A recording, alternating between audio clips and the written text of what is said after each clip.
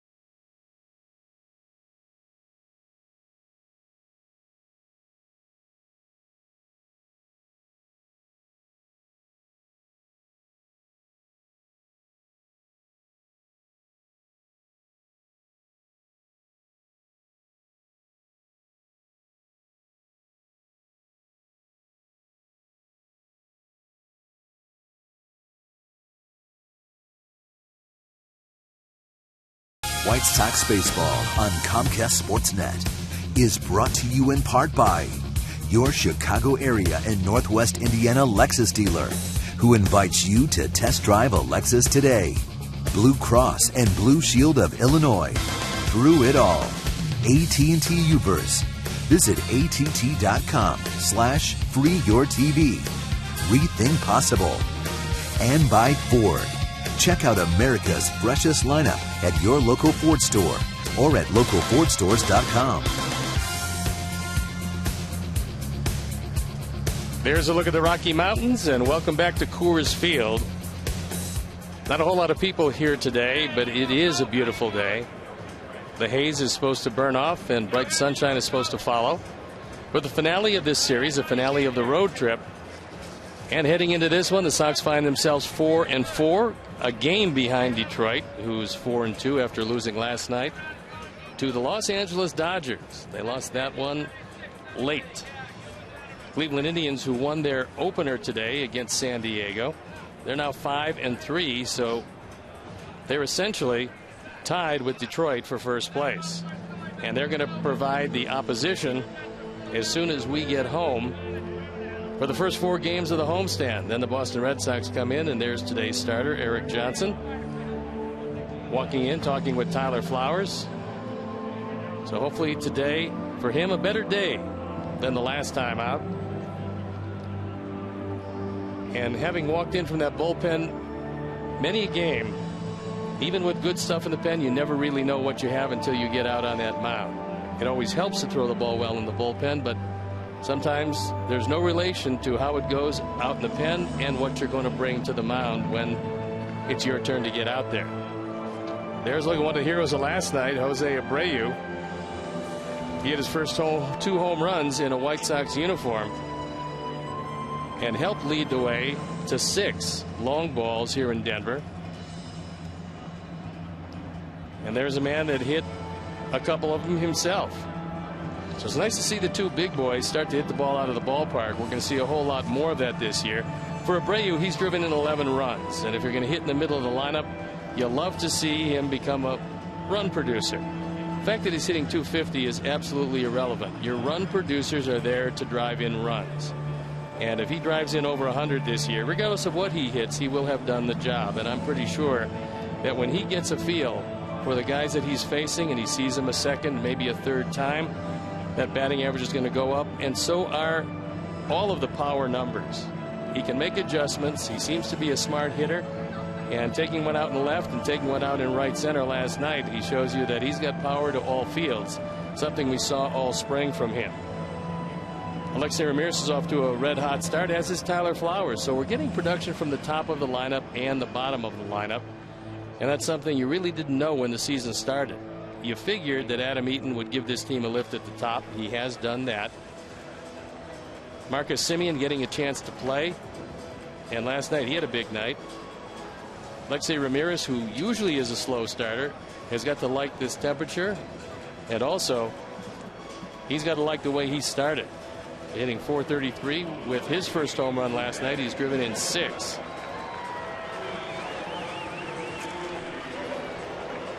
So let's take a look at how Robin's going to line up our Sox for this afternoon tilt. It's going to be Adam Eaton leading it off and playing center field, with Marcus Semien at second base hitting second. Jose Abreu hitting third. He's going to play first base. Diane Viciedo in left field hitting cleanup. Connor Gillespie is at third base. Then it's Aviseo Garcia, Alexei Ramirez, Tyler Flowers, and Eric Johnson hitting ninth and looking for win number 1. The Rockies defense and how they'll line up behind Nicasio. It's Carlos Gonzalez, Charlie Blackmon, and Michael Kadire in the outfield. With Nolan Arenado. That's it, Arenado. Charlie Culberson, DJ LeMahieu, and Justin Morneau in the infield. Willeen Rosario behind the plate, and he's shown to be pretty good. And our Lexus Pursuing Perfection starting pitcher is Juan Nicasio. Last year, the ERA up there, but for Colorado pitchers, you can throw the ERAs out. He had a 9-9 record. But control was a bit of a factor. It wasn't the first time out. I talked to a couple of scouts that saw him pitch against the Diamondbacks, and he threw a lot of strikes with his fastball, and he's got a good arm. The umpires for the game today. The crew chief, Joe West, behind the plate. Marty Foster is at first base. Rob Drake is at second, and Alan Porter is at third. So on a day where the temperature is supposed to be in the mid-70s, and it's probably close to that right now,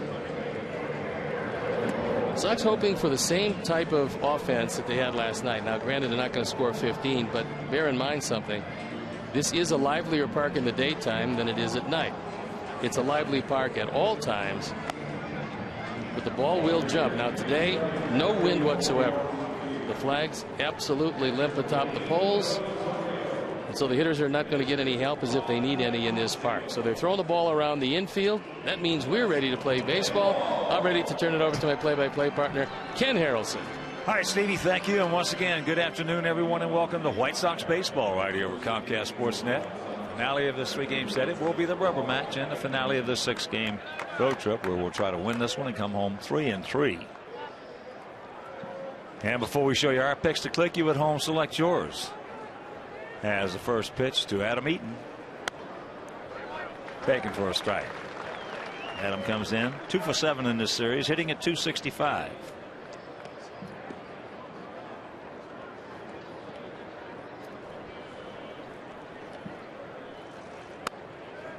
And there's the strike. And the count 0-2 in here at Coors Field. 347 down the left field line, 350 down the right field line, 375 in right center, 390 in left center, and 415 dead away center.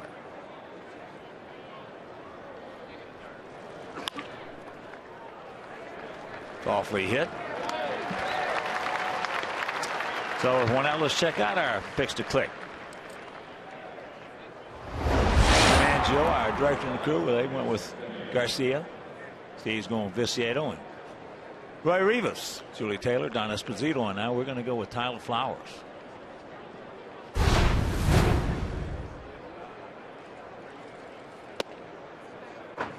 So here is Marcus. 5 for 9. Had 4 hits last night. In fact,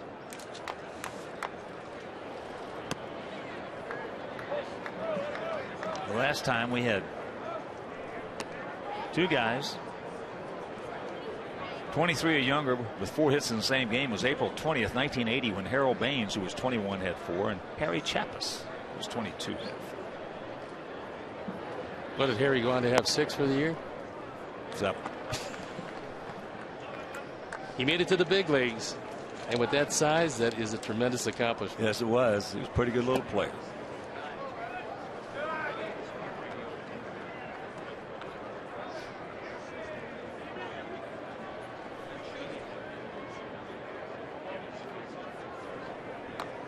Three and 1. He just missed it. Carlos Gonzalez, 2 down. He got the day off yesterday, and he hit safely in the first 8 games for the Rockies. And talking with Walt Weiss before the game, he said nothing wrong with Cargo, just that he had played in 8 straight. Got to give him a day off every now and then, so he chose yesterday, which I'm sure that none of the pitchers really minded him out of the lineup. Here's Abreu. 2 for 9 in the series with a couple of homers, those coming last night in case you missed it. Poof. One just made it. Brandon Barnes made a nice effort in this one. Nobody could have gotten that, and it would have been out any place in baseball. 2-0. Nicasio, 27 years old, 6'3", 200 pounds, out of the Dominican Republic. Remember all those years when the only thing that came out of San Pedro de Macorís was shortstops? Seemed like every shortstop was from that little city in the Dominican. Now they're raising a whole lot of pitchers coming out of there. It's amazing how many major league players that little city has put, little community has put out. That's up high.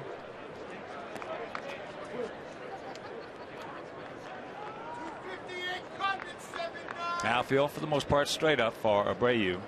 Viciato on deck.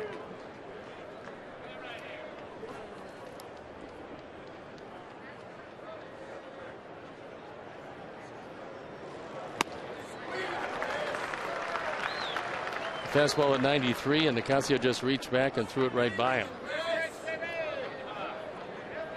Full count.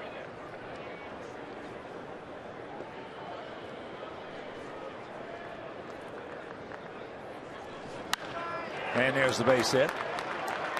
Get by him. It will. So he'll cruise into second with his third two-bagger of the season.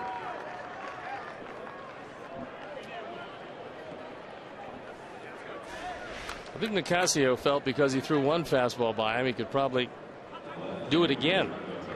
And what we've seen from Abreu as he pulls the hands in, drives the ball to the right side, which has become his trademark. What we've seen is you can throw him in a certain spot, you might throw one by him. You might throw two by him in a certain spot. But if you go back in the same at bat to the same spot, he will make the adjustment and get you.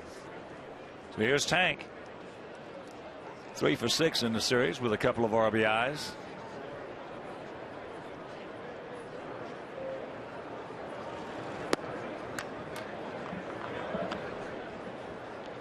Takes ball 1.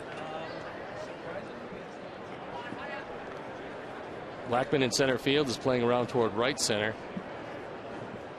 Gonzalez playing straightaway left center field, well off the line and left.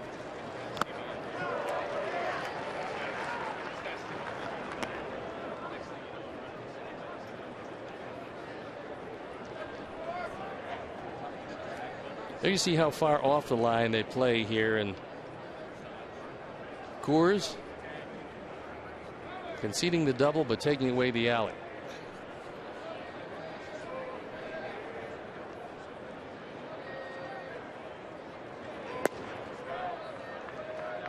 Easy out. 2-1 to count. The Rockies have a day off tomorrow before traveling to San Francisco and San Diego.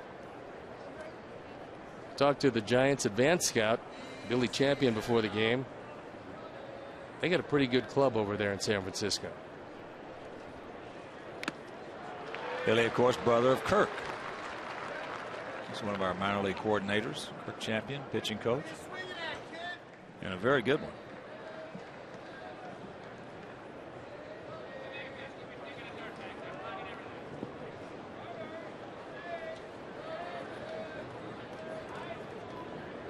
Two out, 2-2 the count.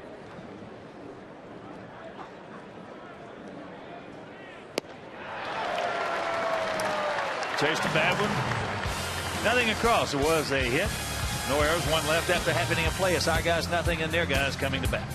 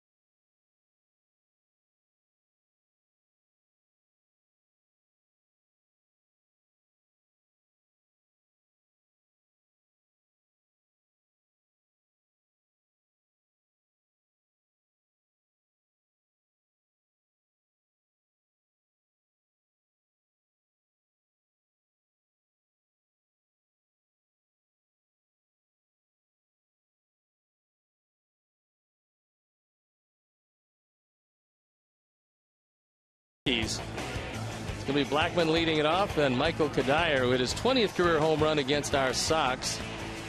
Carlos Gonzalez back in the lineup, never a good sight. Rosario, Morneau, Arenado, Culberson, LeMahieu, and Nicasio to round it out. The defense, and now they'll set up behind Eric Johnson, left to right. Viciedo, Eaton, and Garcia in the infield. Gillespie, Ramirez, Simeon, and Abreu. Tyler Flowers, the red-hot Tyler Flowers, getting the nod behind the plate. And our Lexus pursuing perfection starting pitcher is Eric Johnson. Last year he was very impressive, coming up for 5 starts, 3-2, the ERA, 3.25. His first start didn't look like the Eric Johnson we saw last year, and hopefully he finds it. I know Don Cooper worked with him in a side session, looked at some tape. Maybe if he was deviating from anything he did last year, they picked it up. If anybody can pick it up, it's Coop. Let's see how today goes.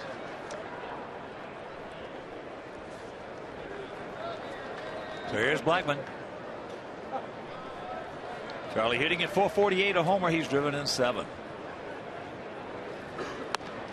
But there are not a whole bunch of flaw pickers that are standouts at being like that. Coop's one of them. Best flaw picker I ever saw or met or knew as a pitcher is that ball hit hard. That's over the head. So now he's going to give it a go. Good throw. Good throw. No, off the mark.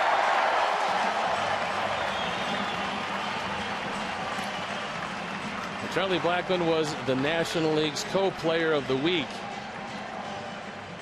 along with Jose Fernandez, a pitcher from Miami.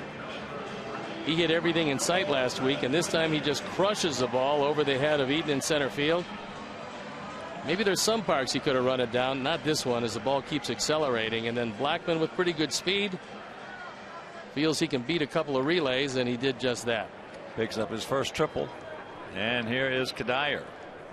3 for 7 with a homer in the series, hitting at .432, 3 homers and 8 driven in. Infield playing back. And that's quickly 1-0 Rockies. 9th run batted in. You're not going to play the infield in that situation. The whole concept of managing here is stay out of the big inning. 1 run is not going to win it. So now you have to really concentrate on a guy who perennially has been their best hitter. Carlos Gonzalez. Well, that was just a very veteran professional RBI by Kadire. When you get in that box, man on third, less than 2 out, you see the infield back. You change. That's one of the 3 phases of hitting we talked about and touched on last night. That's situational hitting.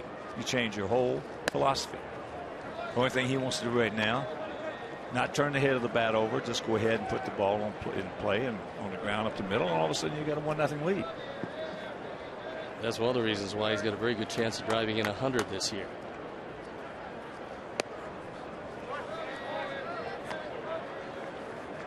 You miss that game, the 3 phases of hitting we talked about, and when you're struggling, which is most of the time.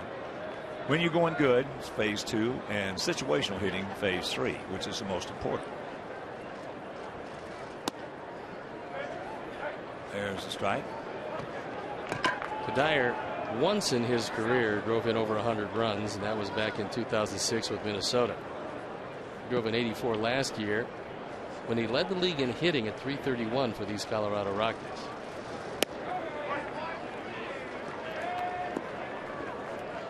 There's looked a very smart player, came up through a terrific system with the Twins, understands how to play the game. They didn't think they were getting a batting champion. They thought they were getting a really good, solid player. He turned out to be a great player.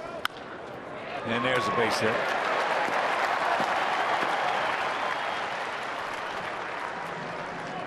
When I talked to Walt Weiss, he said something interesting. He said, everybody in my lineup has the green light. They can all run anytime they want to. He said, I do have a stop sign. But he said, all things being equal, I leave it to their discretion to when they can get a jump, when they've seen a move, when they can take advantage of what the pitcher gives them. So they're all on their own. Well, not many managers can say that. It is everybody in his lineup has a green light, because that's just what it indicates. Everybody can run. Well, they don't have everybody who can run here, but they got some speed. Well, if they got a green light, he trusts them. He does. If everybody in his lineup has got the green light, they can run a little bit, or they're very, very smart base runners.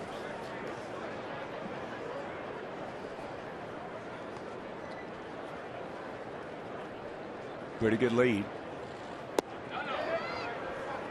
Lane. 1 for 8 in the series, but he's hit a few right on the money, right at some guys. He's shown himself to be a very good young hitter.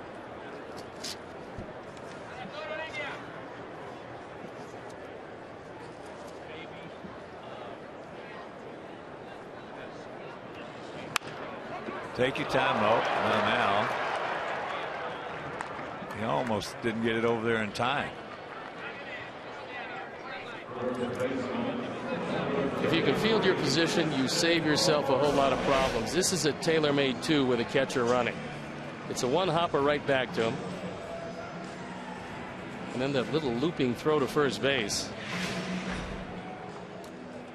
But now you still have Gonzalez in scoring position. And Morneau, the hitter. He's 3 for 8 in the series. Comes in hitting at .345. He is yet to homer. And he's knocked in a couple. Now they put the shift on.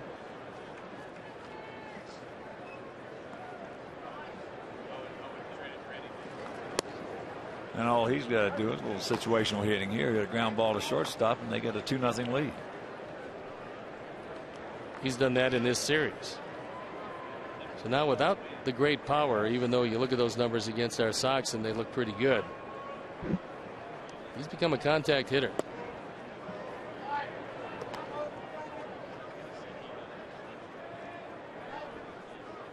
One and one to count for the 32-year-old veteran.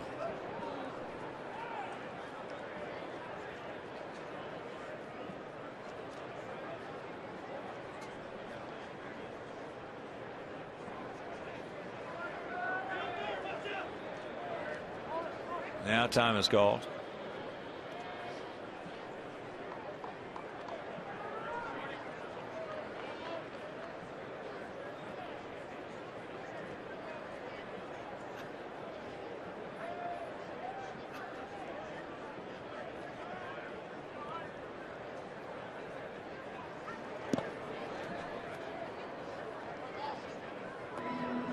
Two and one.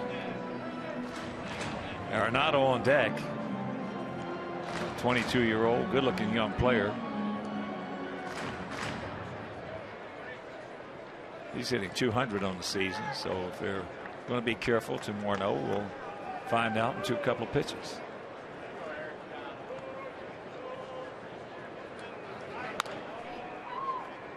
Good pitch there. The only thing he could do was get out and around it. The fastball was off the plate inside, so he completely tied up Morneau.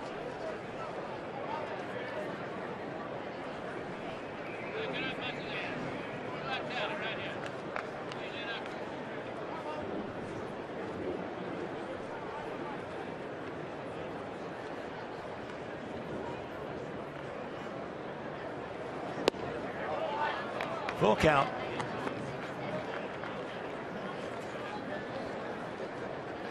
Don Cooper, you see a little pitch counter in his right hand.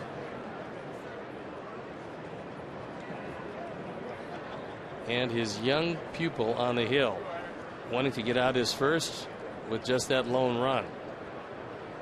Pitch number 17 on the way. Another good pitch.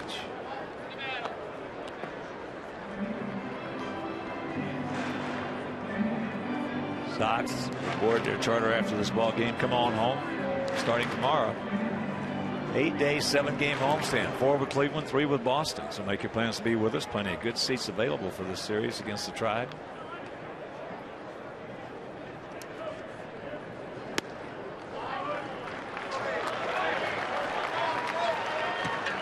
And there's the walk. That'll bring up Arenado.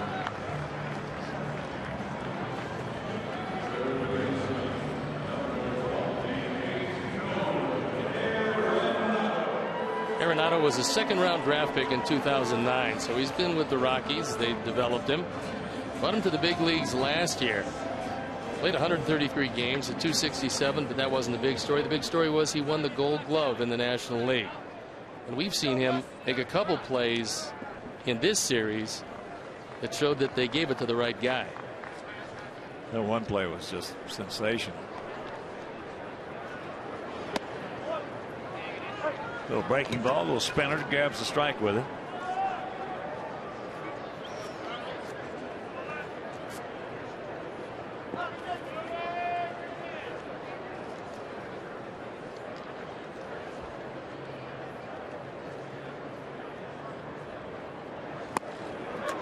And a count 0-2.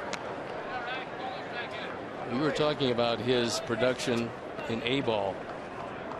134 games, he drove in 122. Is that good? Is that considered a good year? Yeah. It's a good year. Yeah, that'll get you a little pay raise.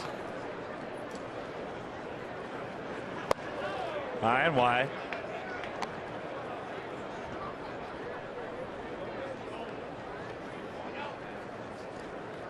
The Rockies feel that the youngster is going to hit for power. Hasn't shown a whole lot of it yet, but he did manage 10 home runs last year. Yeah, he's going to hit home runs, especially in this ballpark. That's popped up, and that's going to be a souvenir right side.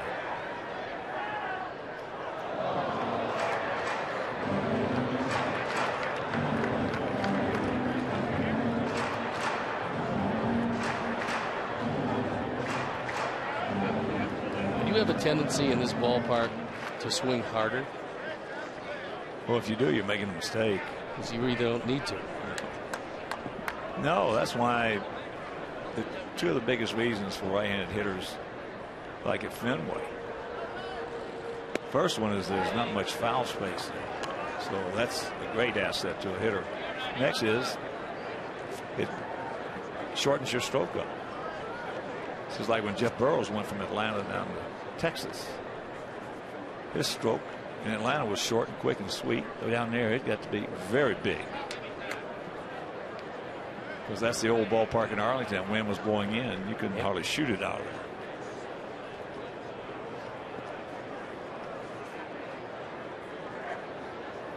there. Jeff Burroughs, your third baseman. Good player. And that is into right center field. We got a man there. But they get the leadoff triple by Charlie Blackmon. Kadire knocks him in. It's 1-0 Rockies.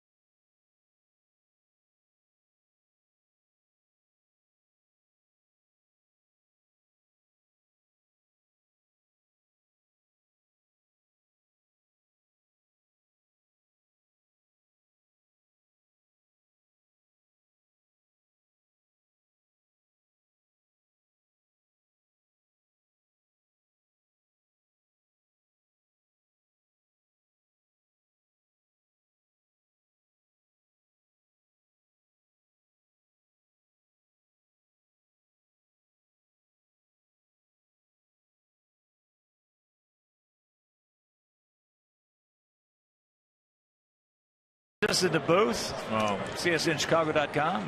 Dan, you got some tidbits on Jose Abreu. Absolutely. Obviously, on the heels of that performance last night with the 2 home runs and 5 RBIs, his breakthrough game so far.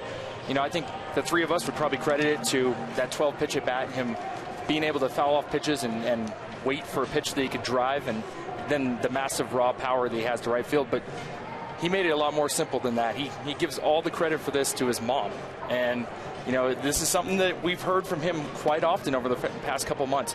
The day he signed with the White Sox, he said the reason he's wearing number 79 is his mom picked it out for him, said it's a number that people remember, said that she's a driving force between him making the decision to leave Cuba and come to the United States. And And yesterday, apparently in the morning, his mom gave him a call and said, hey, I know you're stressing. Just take your time, be patient, do what you normally do. And he said that was a big influence for him yesterday, and mentioned her prominently throughout the post-game interview last night. And we got a chance to talk to him a little bit more today, and he said he talks to her every day, and her name's Daisy Correa. She and his father are en route from Cuba. They're not sure when they're going to be here yet, but Jose plans to present her the home run ball, the first home run ball, when he sees her next time. And he also, the other piece of advice she gave him was, if you don't think you can hit it, foul it off until you get one you can hit, which I think is excellent advice. You do? Yeah. Wait a minute, let me get my tape recorder. I got to record that. That's a good piece of advice. You don't want to discard that. You know, I love stories like that. I really do, because I can relate to it. With my mom, who was a single parent, divorced when I was very young, she was my guiding light, like Jose's is, and I talked to her every day. Of course, we didn't have the cell phones and everything back in those days. We had a dial. You went through the operator, didn't you? Yeah. With a dial. But no, he's every young player, as we talked, Steve and I talked about it last night, there are tipping points. And that could have been, knock on wood, certainly a tipping point for he and also Avisail Garcia. And if we can get these two young guys, it's going to help Viciedo out. It's going to help everybody on the ball club out, because everything is contagious. And you get those two big boppers going, and there's a ground ball. Takes a nice little hop for Culberson, who can throw. And that's out number one. What did Avisail have to say last night? He talked about the work that he has been doing with Todd Steverson, and I think you guys saw both those home runs came on inside pitches. And Robin Ventura talked about that today and said that's a great development for him, because as we've seen these last couple of months, he's a guy that naturally goes to center and right, and for him to, those are two balls that Robin can't remember him pulling at any time last year, and pulling for power, and thinks that's a great development just because of he'd been struggling, and Garcia said he's just been trying to do too much, and he watched tape and he noticed it and worked with Todd Steverson to simplify it, and got some early work yesterday and was very pleased with where he's at right now. Certainly helped that slider didn't get quite inside. Got a good piece of that one, but not as good a piece as the second time. He is a strong young man. Robin talked about that, get the results like that, and maybe he'll get a little pull happy here for a little bit, but he's not worried about that being a long-term development, because the way he naturally goes to right field, that he'll just find his old self, his old approach, and this could be him becoming a much better all-around hitter, and that's why they're very excited about that. Well, you got to be excited about young, strong, right-handed hitters who predominantly are right and right center field hitters.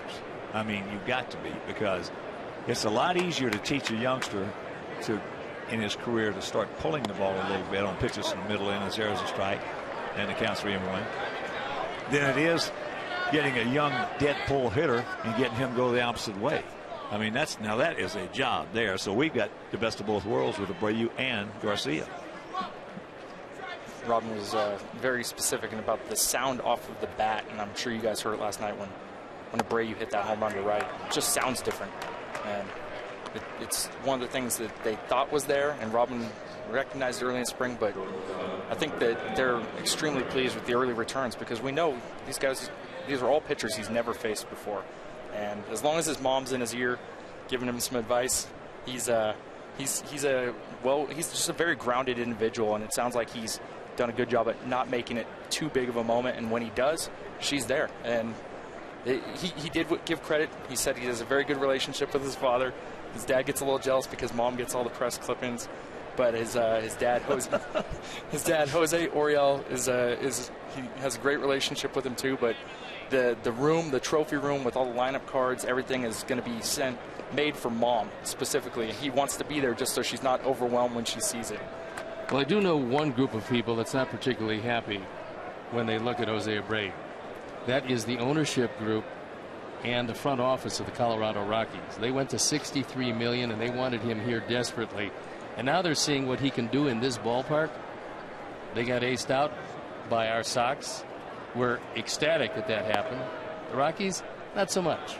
Yeah, Walt Weiss talked about that a little bit today in the pregame session and said We were really in on him. We wanted him. They went to 6 years in '63, and they actually thought for a little while, apparently, that they were the winners, that they were going to have him. And I think they were trying to sell him on the park, and obviously he hits 2 home runs, his first 2 home runs here, but U.S. Cellular Field's a pretty good hitter's park itself. Well, everybody's overlooking the fact that here we played 8 games. He's got 11 RBIs. And I think the Rockies think a little bit of it has to do with the reason why he made the choices. Guy standing at the plate right now, guy hitting on the 4th hole, and that he has a nice foundation with Cuban players here, and that was going to make his transition easier. And the Rockies really were. There's a chopper up the middle into center field. Obviously, Hale is going to make the turn. Here's the throw. He's safe. Now they go to second base, and he's safe. Yes. You've got to go sliding into second. I mean, Alexei was very fortunate because without sliding, you have to come off the bag when you go in that hard. It's a heads-up play by Arenado. This one right back up the middle. Very hard infield here in Colorado. And a nice play by Blackman. Gets the ball quickly to Arenado. The throw is off the mark. And Arenado doesn't even hesitate. Just turns and fires. And fortunately, they don't get Ramirez at second base. So Ducks on the pond, 1 out. And here's Tyler. Tyler 2 for 6 in the series with a homer. That coming last night. 2-run shot. And here he can take a little page out of Kadyr's book. Well, they're going to play not even halfway because of the speed of Tyler. If Tyler was faster, they'd probably play in a little bit. But if he hits a little chopper in the infield, he's going to drive home a run. But most likely early in the count, he'll be looking for something above the belt. Hit a fly ball. Takes it right there. Well, good stuff, Dan. Dan Hayes from CSNChicago.com. I think we all enjoy stories like that. Yeah, it's very, very good individual there. Dan Hayes.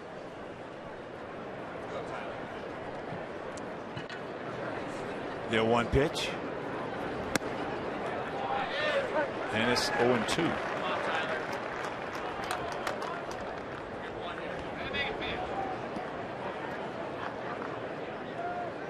Now you got to bristle up. Any kind of contact doesn't matter at this point.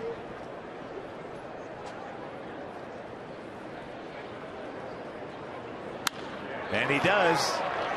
That's going to be a base hit into center field. So this game is tied at 1 with Alexei moving into third. RBI number 5 for Flowers, who did a great job. 2 pitches inside, and he knows he's got to protect. He shortened his stroke. That's not the Tyler Flowers we've seen the last couple of years who wanted to hit the ball out of the ballpark. This is a pretty good pitch. It's out away. He shortens his stroke, takes it into center field. One way or the other, the run is going to score. It turns into a base hit, and Blackman almost had that ball get by him. Good heads-up play by Garcia. So Roy Rivas, Julie Taylor, and Don Esposito's pick to click comes through. Yeah, that's a good at bat right there. Yes, here is Eric Johnson. Now pops it up. So far, our bunting of the baseball has been less than to be desired. It has that, and Eric didn't run. This is his first at bat, but that ball was in fair territory. Now, I know Rosario didn't want to gamble. Not with a man at third.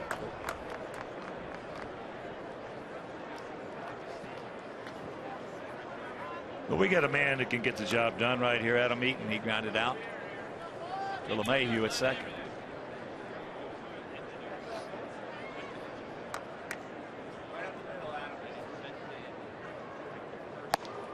Meanwhile, that 1-out walk to Avisail has come around to score.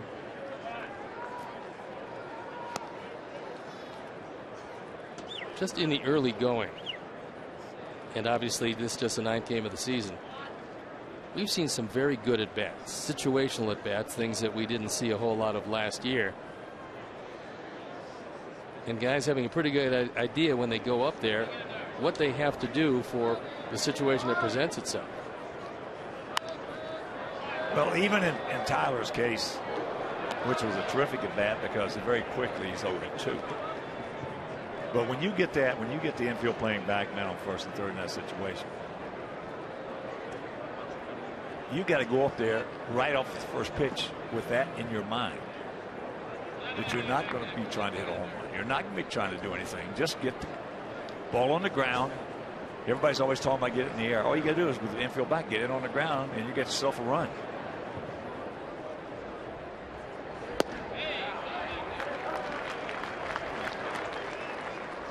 That fastball was in a perfect spot. Adam thought it might have been inside, but it actually had just a touch of the inside corner. And the count 1-2.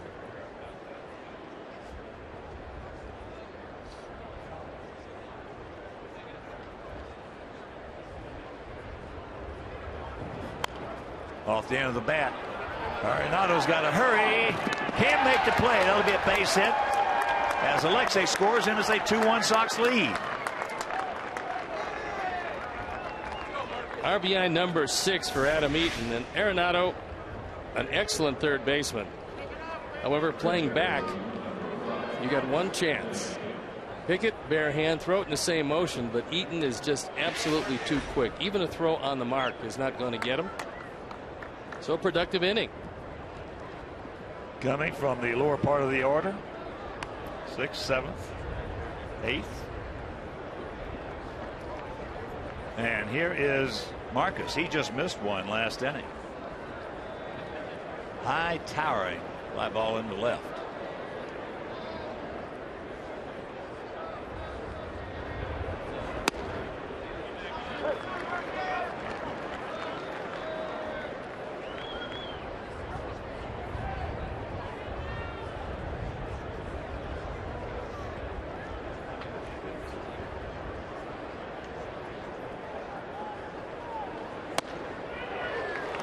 Made a good pitch on him right there. Just ate him up inside in the count 0-2.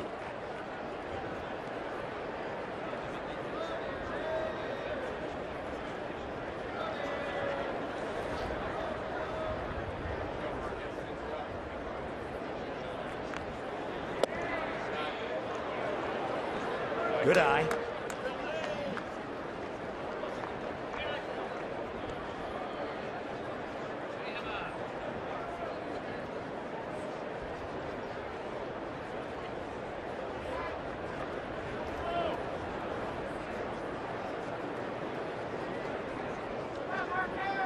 Come on, Marcus. Good 2-strike hitter, buddy.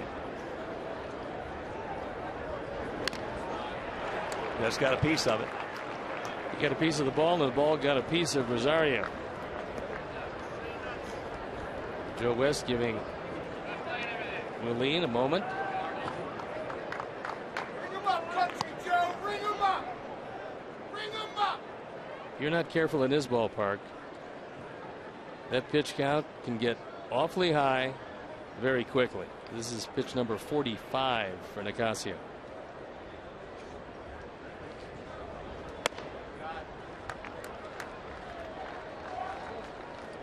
Two and 2. 2-4-0 for our guys. 1-2-0 for their guys.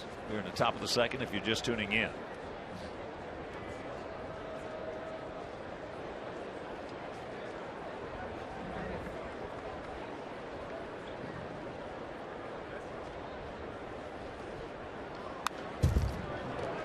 Count hangs right there. Also, if you're just tuning in, Marcus last night 4 for 5.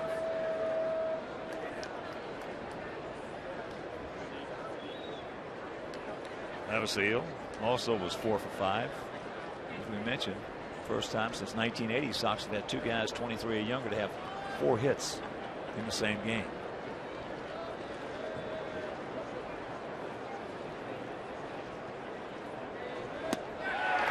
Got it.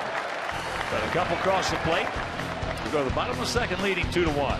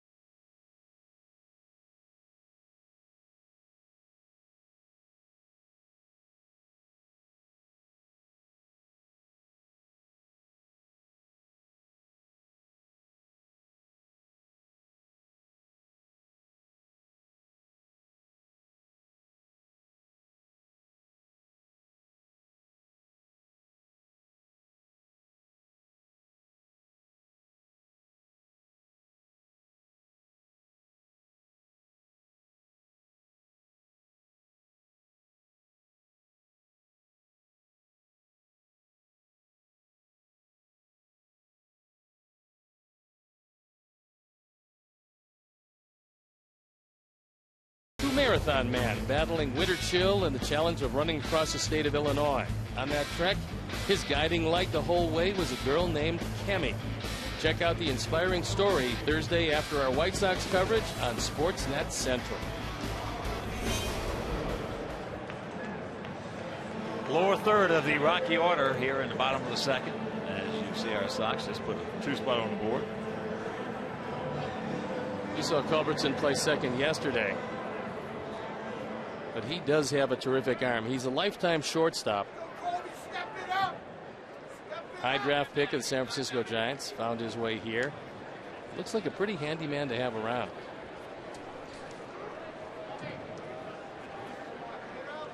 Oh for 3 in this series.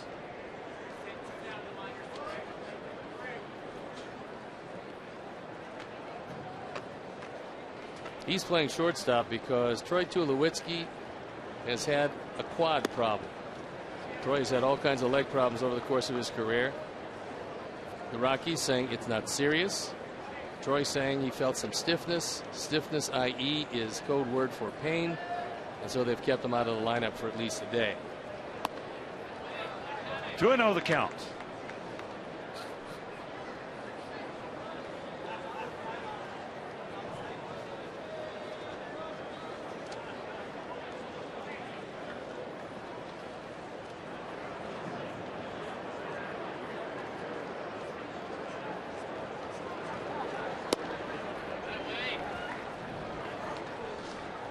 Come back and get it. No walks.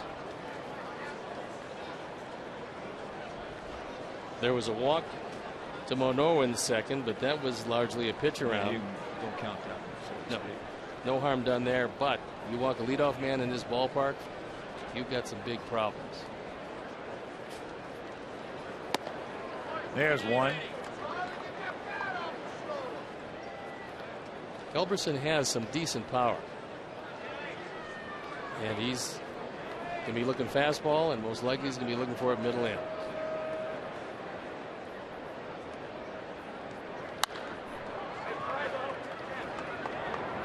Swung at a bad pitch. We'll take it.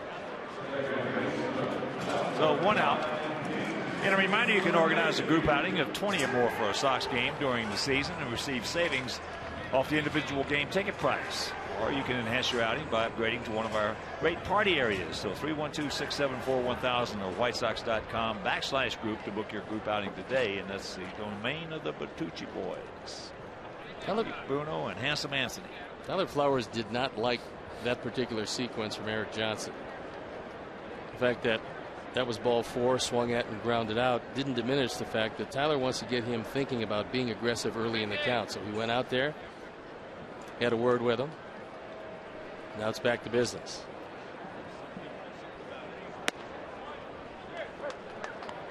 You play mostly day games in spring training.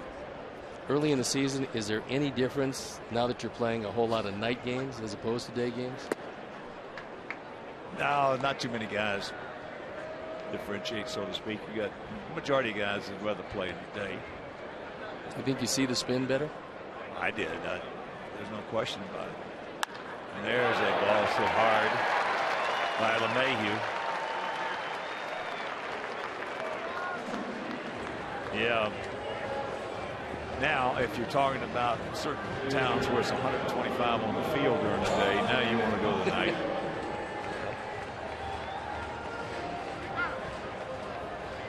So here's Nicasio. Probably be bunting.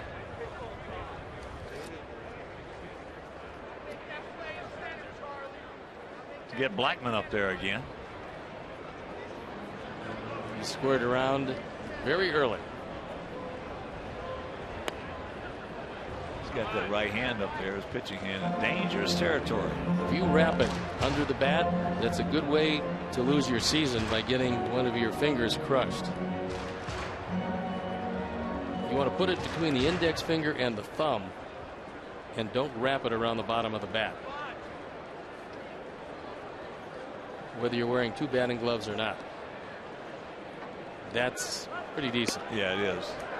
There's the. He beats it.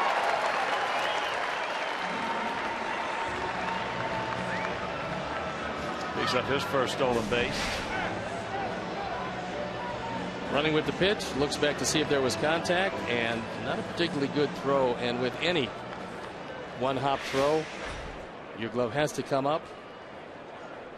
You bring it down, too late.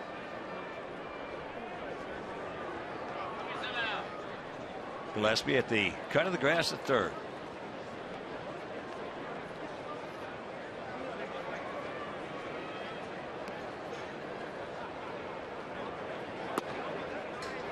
There's the strike.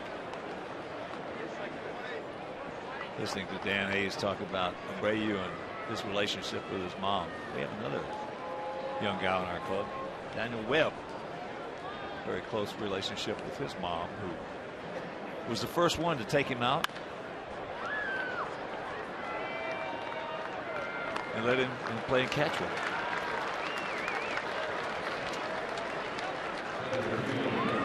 Had a very close relationship with her. And unfortunately, she passed away in spring training. Something very difficult to get over at any time, at any age. Well, it is. It was. As I said, my mom was everything to me. I was a mama's boy. Still am. As here is Blackman. He tripled and scored. He had a bullet over the head of Adam Eaton in center field.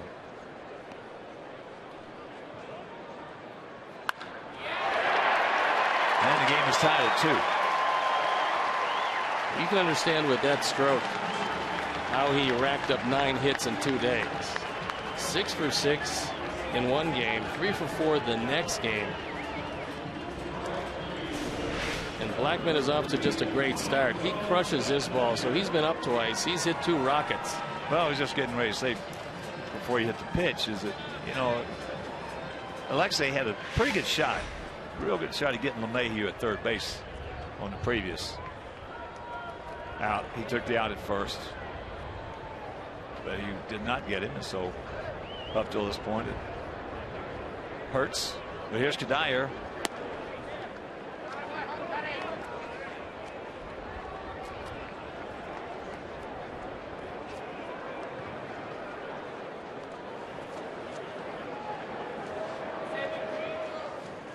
Blackman with a couple of stolen bases.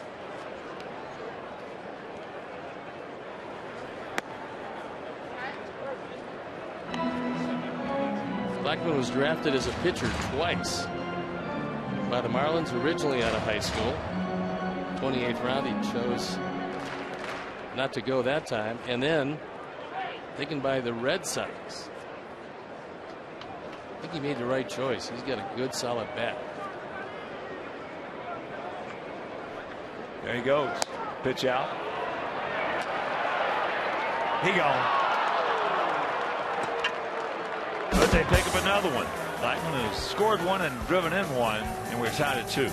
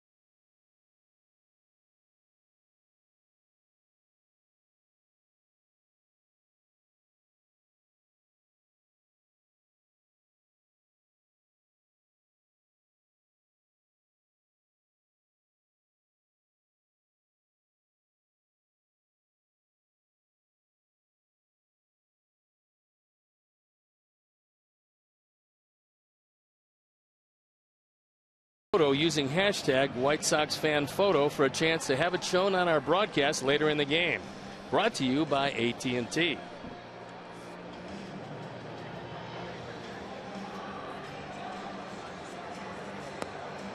Two-two tie here in the top of the third inning. And checking some other scores for you. Ninth inning in St. Louis, 4-0 Cincinnati.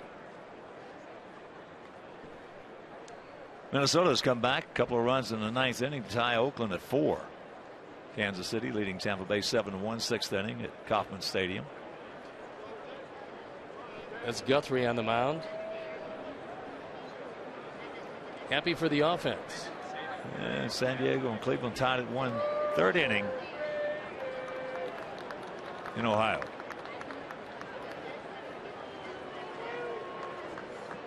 And congratulations to Alex Gordon, who hit Kansas City's first home run of the year. A 3-run shot.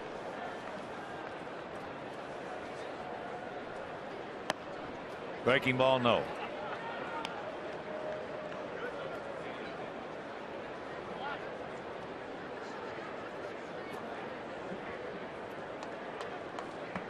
Yeah, Hosmer 2 for 3 in that game. Gordon 2 for 3 with 4 RBIs.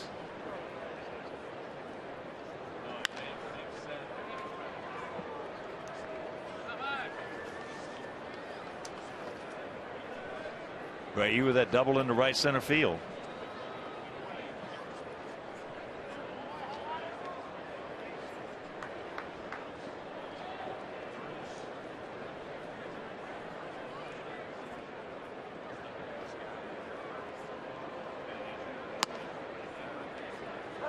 And grabs the strike with that one. 1-2. Nicasio got lucky because that was a hanging slider. And normally those go a long way. They thought that was a little above the top of the zone, but it caught the plate.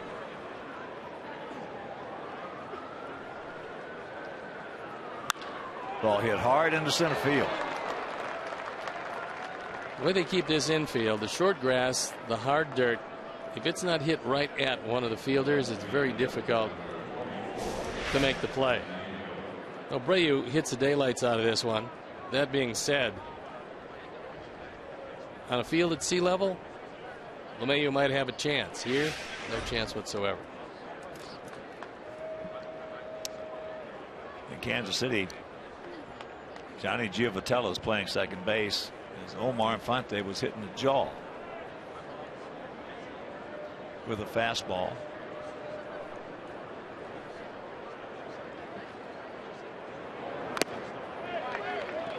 He got very lucky because it could have been a fracture. It wasn't. It was a sprain and 5 or 6 stitches, and they don't expect him to be gone for a long time.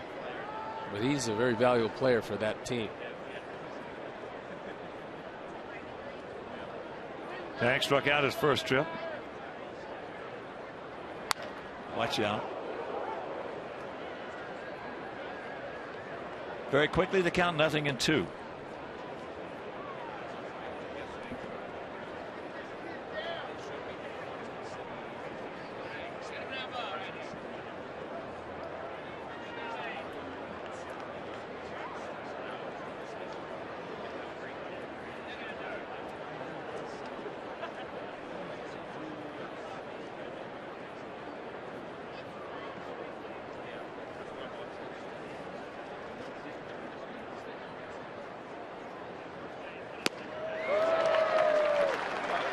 One out.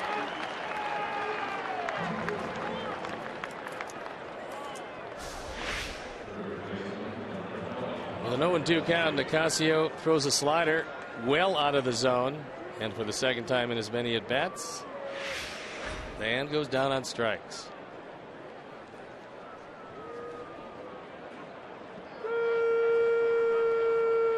Here's Gillespie, grounded out to short.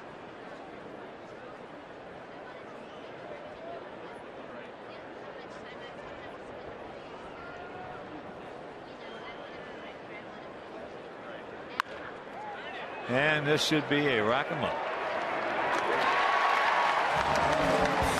We get the leadoff single. Meanwhile, bottom of the third in this 2-2 tie.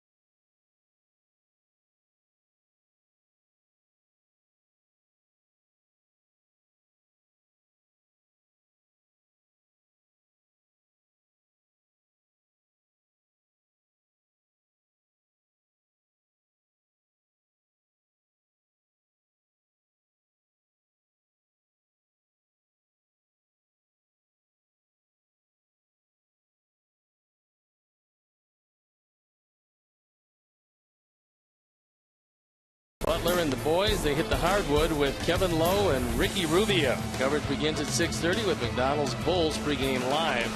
So it's Bulls and Timberwolves tonight at 6:30 on Comcast Sportsnet Plus. Visit CSN Chicago for local listings. There's some Sox fans. We've seen a whole lot of Sox fans during this series. A little chilly on the first night. Beautiful last night and gorgeous here today. Yeah, I met a lot of Sox fans at the hotel. As here's Kadire. He was at the plate when Blackman was thrown out. High breaking ball.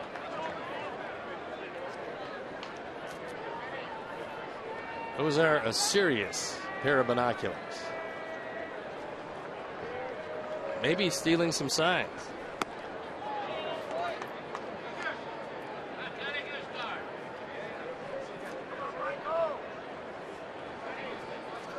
Well, occasionally you have to play hurt.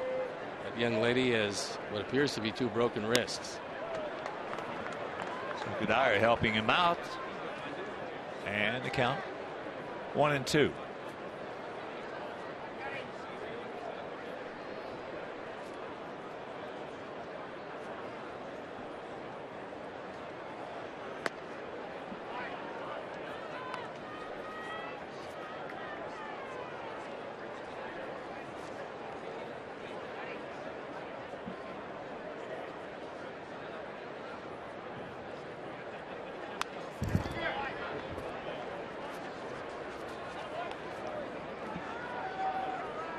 Extra innings at Target Field. There was a challenge in that 9th inning, apparently going Minnesota's way, which helped them tie it up.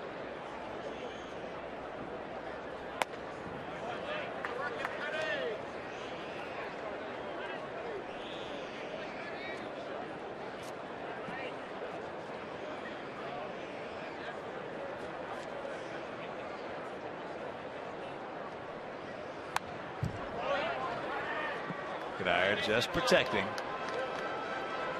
2-5-0 for us, 2-4-0 for them.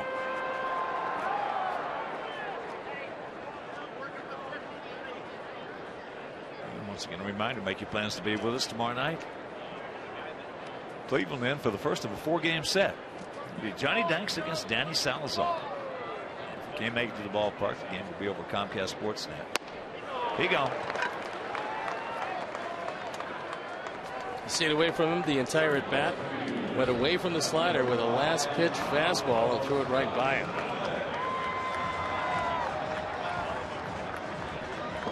So here is Carlos Gonzalez. And Sox fans, our April schedule is full of exciting matchups, including the series. This homestand against the Boston Red Sox, April 15th through the 17th. Lower level tickets start as low as $20, and upper level seats start as $7. So WhiteSox.com/tickets.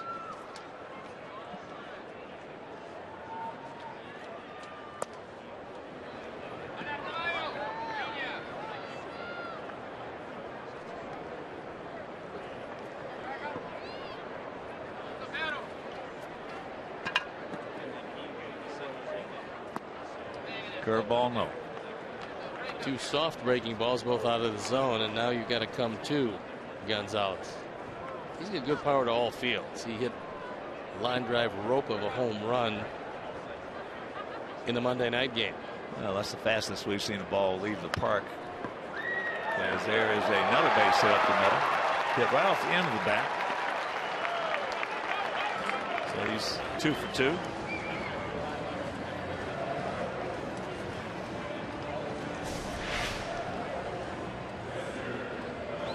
Pretty good pitch. He goes down and gets it. Now Gonzalez, who's 2 out of 2 in stolen bases.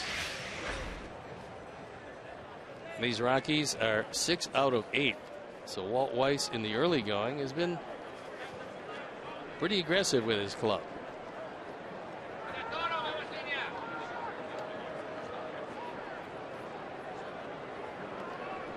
Rosario hit what was a perfect double play ball. A little one hopper back to Eric, who dropped it. Had to get the man at first.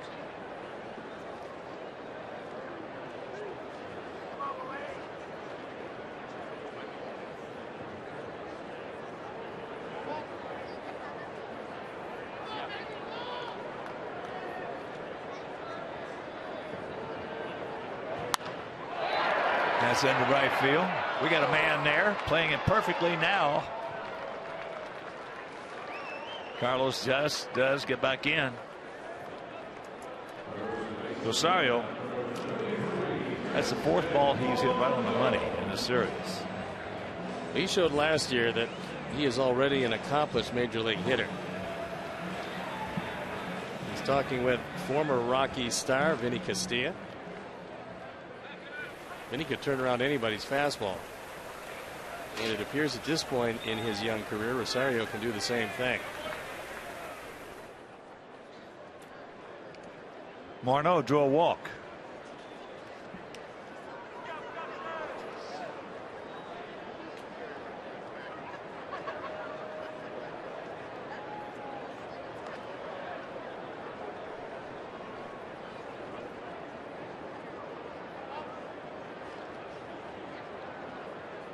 Now feels slightly to the right.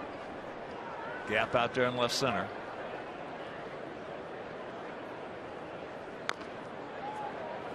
Out and around that one.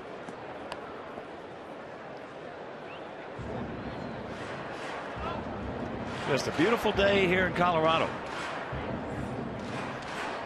Had a nice one yesterday, a terrible day. First day in here. Still lots of snow up there. And still lots of spring skiing.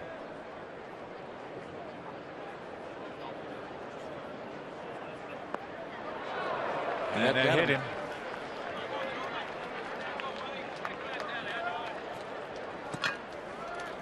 So 2 on 2 out, and that'll bring up Arenado, who popped up to center field. Right off the right foot.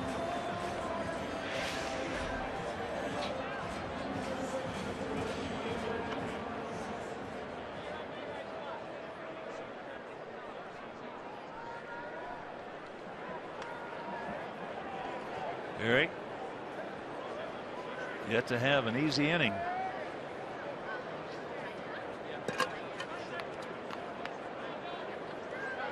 This will be pitch number 56 coming up in 2 2/3. Not conducive to long outings.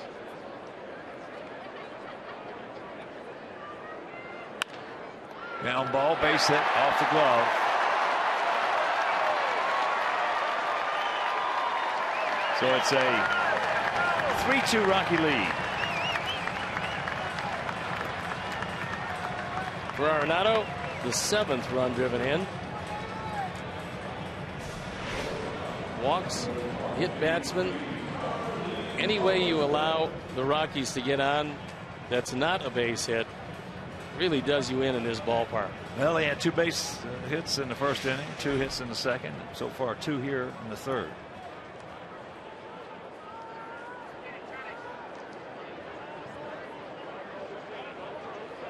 Here's Culbertson. Charlie grounded out to second on the pitcher's pitch.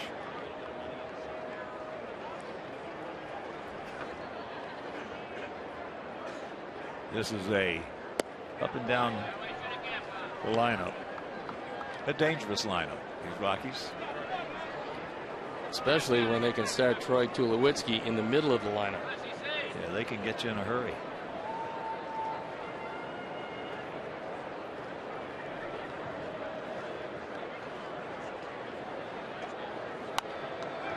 We got a cookie right there and couldn't do anything with it.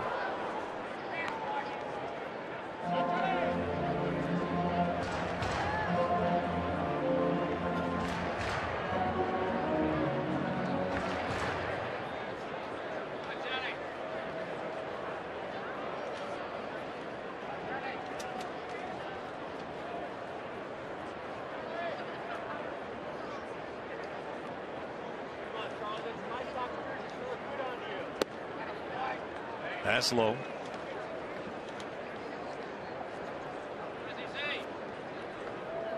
Culbertson, born in Rome, Georgia, and resides in Plainville, Georgia.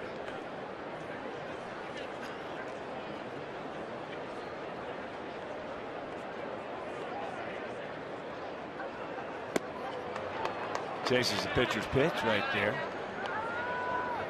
Probably the best slider that Eric has thrown today. He kept it low and away. Well out of the zone. Got a very anxious young hitter to go out and chase it. DJ LeMahieu, who singled, stole a base, and scored last inning in the on-deck circle. Gap in left center.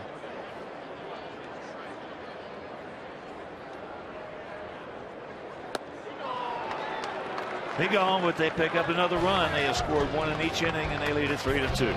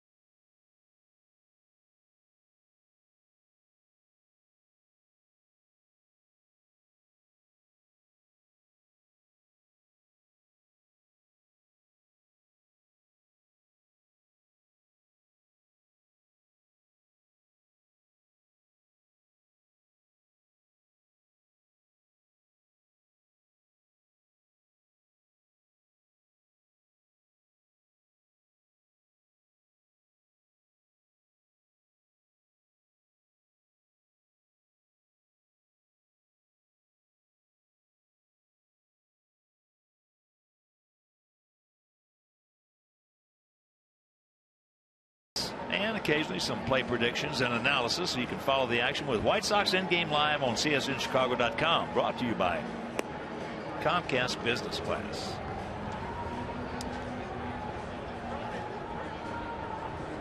A 3-2 Rocky lead here in the top of the fourth inning. It'll be Ociel Garcia, Alexei, and Flowers to face Juan Nicasio. This part of the batting order keyed the 2 runs scored in the third inning. He started it off with a 1-out walk. Came around to score.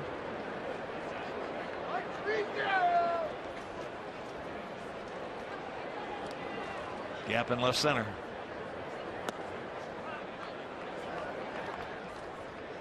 We mentioned that 4-game series coming up starting tomorrow night at home against Cleveland. In the 4 games, we're going to run Danks, Sale, Polino, and Quintana out there. They're going to run Salazar, Carrasco, Masterson, and Kluber.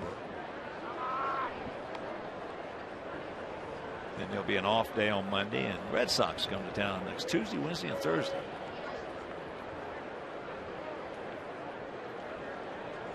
Nice homestand with a couple of good ball clubs coming in. And for those of you who have never seen Danny Salazar, he's one of the bright young prospects in the major league. He can rush it up there. Got a great arm. He's going to probably average more than a strikeout an inning this year. Get some guys who can hit fastballs. Oh. Hello. Well, figuring maybe he's given the green light, he decides to drop a slow hook at 3-0. Yeah. Most unusual pitch. It is. You called it the slow hook. Regular hook you could understand a little bit, but not a slow one.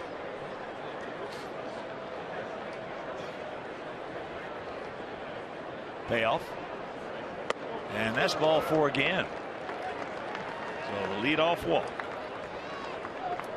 Well, we saw it earlier in the season with Yasiel Puig. Yes, he made the headfirst dive into first base, only then to be shelved for a while with a jammed index finger. Now we see it with Josh Hamilton. He dove headfirst into first base. He's going for an MRI. He was off to such a great start that would really be a loss for the Angels. You had an idea as what you can do to stop players from doing that. No question about it. Billy Hamilton, another one. Same thing. Who's done it, you know, and it's just it's the worst play in baseball. It's the most ridiculous play in baseball, or certainly right there at the top. The risk reward is not existent because of the fact you slow up going into the bag. That's number one. You're faster running through the bag. Number two is the risk of injury is very great. And for me, I would tell them, anybody who slides headfirst into first base, you're out of the ball game. That'll probably stop it. It's terrible as that pitch is popped up right side, long way to go, and he's going to get there. So Kadire makes a nice catch. Alexei, who singled and scored his first at bat, Alexei has now hit in all 9 games. Kadire with a long run, and he makes the play. The term fundamentally sound is thrown around a whole lot, but Michael Kadire probably defines that term. He understands how to play the game, doesn't matter where they put him in the field. But he's just an excellent player, and I know the Rockies feel a great addition to their team. Well, if they don't, something's wrong. As here is Tyler had an RBI single in a very good at bat. Fell down 0-2 in the count. Goes through that one. But a fine today is not going to get. It's not going to be a deterrent because the guys are making so much money. And if you find them a whole bunch, they're going to file a grievance against you, and it'll probably get thrown out. But playing time is precious. Playing time is precious, and that's the only way you can control certain situations, and that's one of them. And if you could convince everybody that by sliding into first base or diving head first, making that right or left hand vulnerable, that it was quicker, that's a different story. But you can't. Well, it's not. There's another factor. You're going down so hard, and you don't have to hook the bag like you do when you steal second or third. You go up over the bag, and that's how you get hurt as Tyler goes down on strikes. 2 out.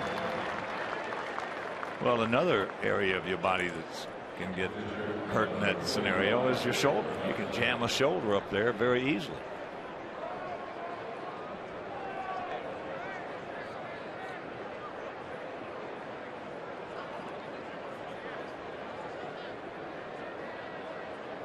So here's Eric, tried to bunt, popped up, fouls that pitch away. Well, we've been talking about it all spring long, that we saw guys, including some of ours, go in head first. Now the season is just a week and a half old, and there have already been 3 injuries. To key players. Yeah. I mean, Hamilton is one of the keys for Cincinnati. You know how good Puig is and what he means to the Dodgers. And if Hamilton is hurt, that's a big blow to the Angels, who have started off pretty well.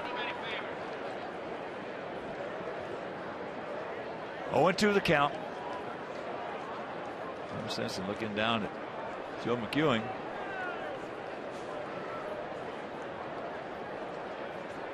Unless he has a hit the ball sign. Yeah, he did. He put that one on. And it'll retire the side. So we get the leadoff walk. Can't do anything with it. And we trail it 3-2.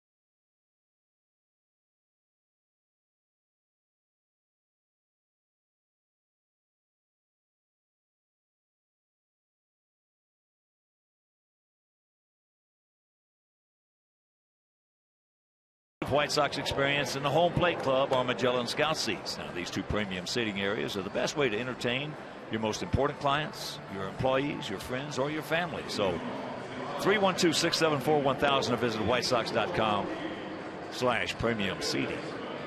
Well, Eric is starting out this inning with 8, 9, and 1. The way Blackman's hitting it, you certainly would like to retire LeMahieu and Nicasio. But he's given up a run in every inning, and the pitch total is starting to pile up. And with Cleveland coming to town, a pretty good ball club, you just as soon rest that bullpen heading into a 4-game series.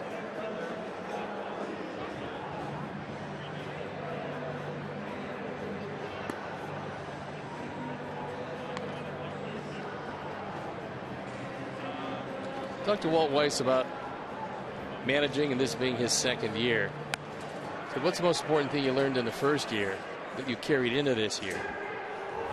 And he said it's not so much the actual game of baseball, because I played it so long and I think I have no problem with it. He says I know Robin had no problem with it despite having a lack of experience, but it was getting to know my personnel. He said that was the most important thing in my first year last year. I didn't know what these guys could or couldn't do, and now I get a better feel for it.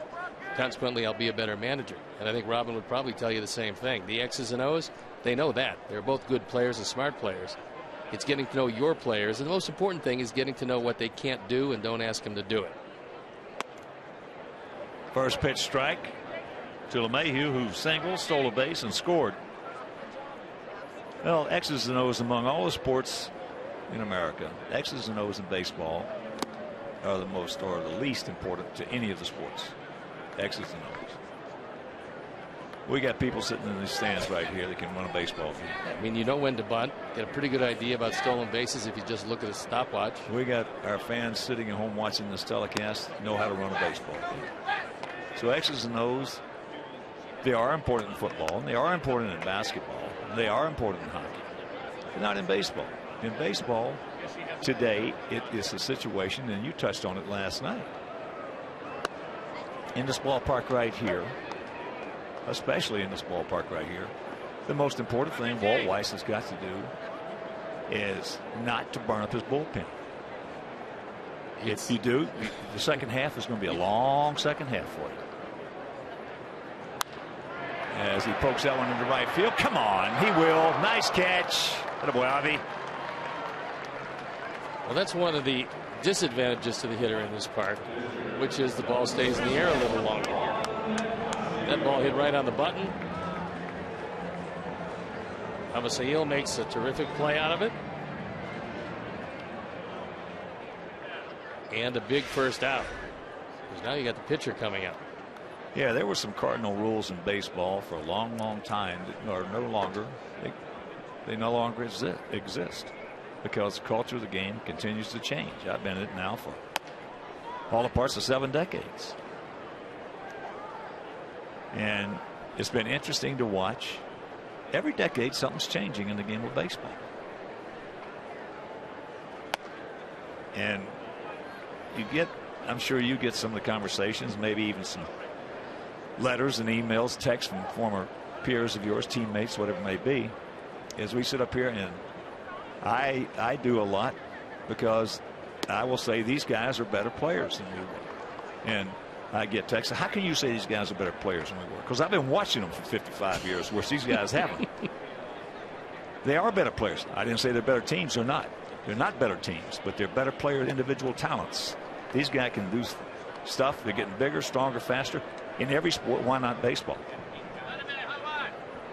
Well, it was unusual. Usually the great pitchers were in the 6'1", 6'2" range. Those were the right-handers. Left-handers, you would take any size. Now you see right-handers, as he looks at called strike 3. You see right-handers, they'll be 6'5", 6'6", 6'7" across the board. They're gigantic pitching staffs, but we've talked about it many times. The biggest difference in the hard throwers is out of that bullpen. No question. Because now you can run guys into the game that consistently go from 95 to 100. Where you might have 2 guys in years past, you've got 5 or 6 guys now that can do that. You know, we talk about what you talked out, Walter, about what he learned in his first year. as what Robin actually learned more in his second year than he learned in his first year. He learned a lot about adversity last year. Yes, and you have to. You have to go through some of that. And he went through a whole bunch of it. But the biggest thing is handling the players. That's number one. And number two, which is it's a shame, but it's the truth, handling the press. You've got to be able to handle the press. That's the reason that a guy like Joe Torre was such a great manager in New York, where that's the toughest press in the world. You're talking with the press before the game. You're talking with them after the game. There's certain things you can't say, but you don't want to be known as a guy who will lie to the press. So sometimes you just have to come out and say, I can't answer that. I cannot tell you that. As that pitch is popped up. So he's going to have himself an easy inning, a 1-2-3. Will go to the fifth, trailing by one.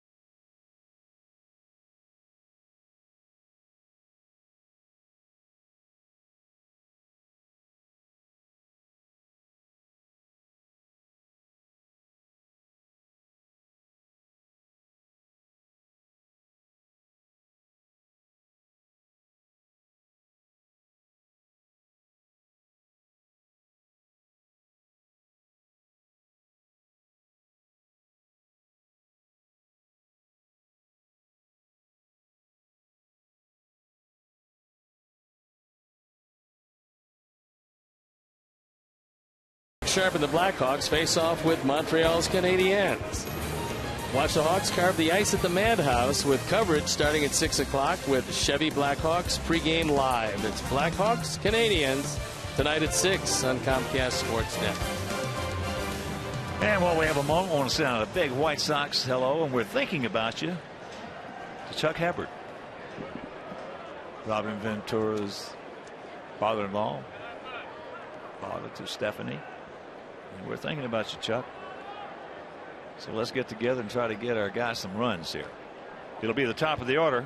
Eaton, Simeon, and Abreu.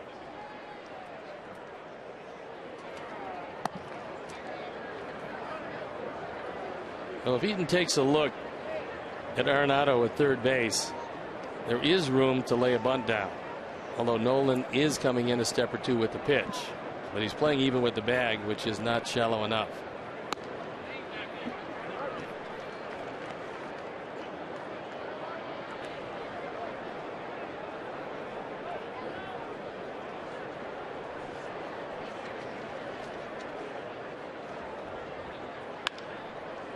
And that's going foul.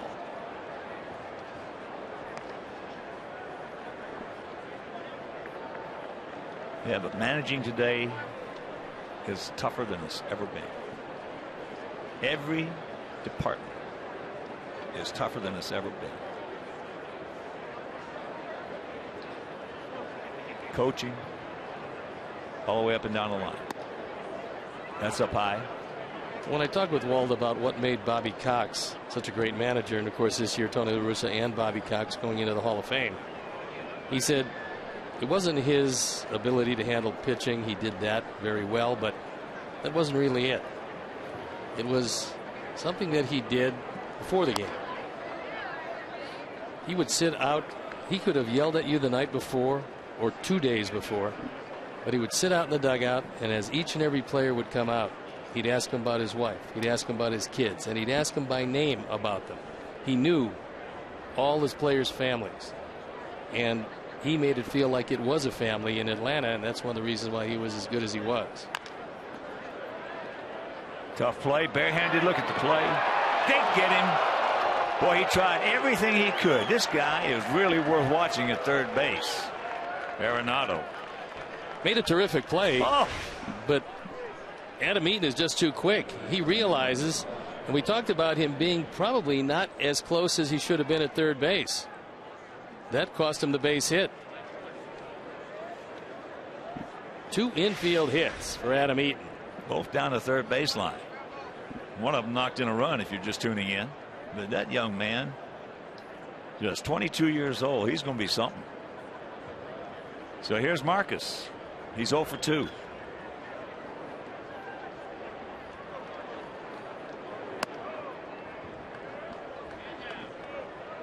Well, Tony and Bobby, La Russa and Cox, had such seniority with the new wave of the culture, of this culture, so to speak, when these players came in. They knew they had a reputation, and they knew they had to conform to that philosophy. If they didn't, they were gone. Or if they didn't, they wouldn't play. So they had somewhat of a leverage and a hammer. Absolutely. A lot of these new skippers coming in today don't have that.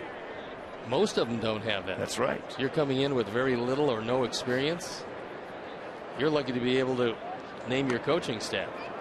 And Nicasio has to be careful of one thing. You have to step to first base. He has come very close on a couple of occasions to throwing across his body. If you do that, you're going to get the balk call.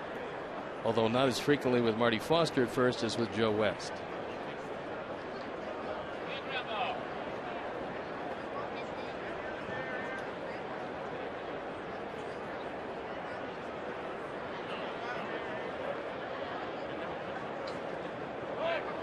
And there's a shot base hit, so make the turn. He will. Here we go, boys. Runners at the corners, nobody out. Well timed by Robin on the hit and run. Adam was going. All you got to do is look back for the contact. And he saw the contact back up the middle. That ball stayed up in the zone. And a promising start to the 5th inning. Here's Abreu. He doubled and he singled.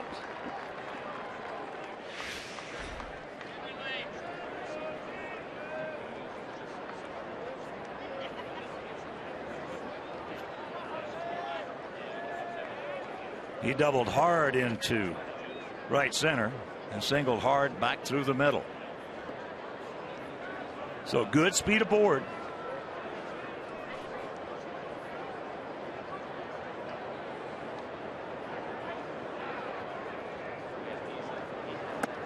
That's up and in. My whole time here with the White Sox, 30 years, I've never seen as many White Sox uniforms on the base pass as fast as we have that. You mean going from first to third? Yep. And first to home? It is and a second sight to home? To behold that I love.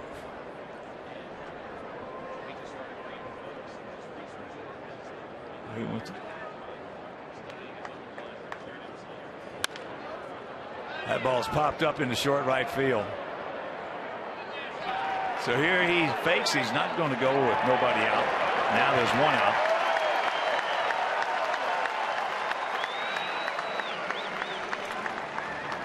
That combination of Kadire to Morneau has happened a few times during the course of these guys' careers. Short fly ball, and even with the speed of Adam Eaton, he's got to put on the brakes. All right, here's where Tank has got to change his approach. He's been to the plate twice. He struck out twice.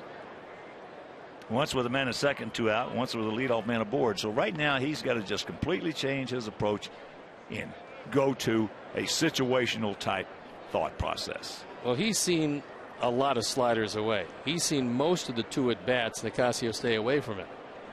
Yeah, out of the zone. You can poke the ball into right field nicely if you're thinking away and give up the inner portion of the plate. Well, what he might have to do, which he's not going to do, is back off the plate a little bit and look for what you just talked about and go that way.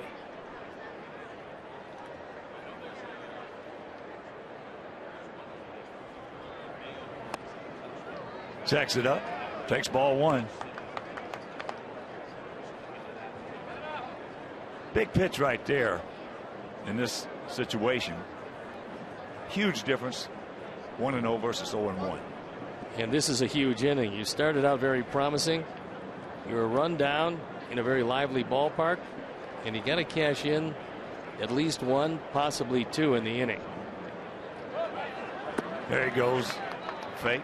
So he'll pick up the stolen base. Another breaking ball. Once again, Viciedo very much pulling off that slider. Marcus slides in without a play.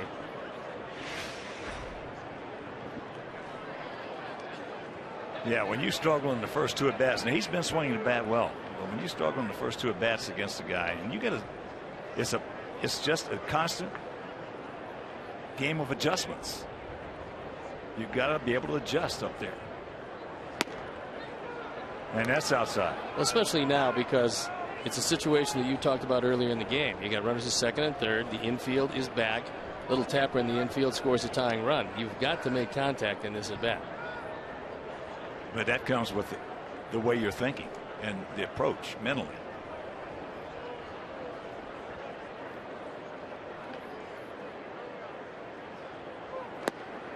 Attaboy lays off that one. And the count 3-1.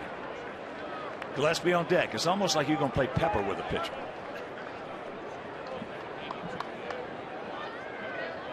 I think most major league hitters can certainly do that if the mindset is there. Perfect. Stated perfectly. They can do it. Stated perfectly.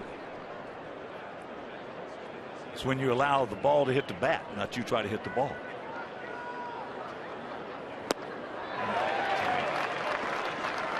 That ball was way down and outside, as every slider has been.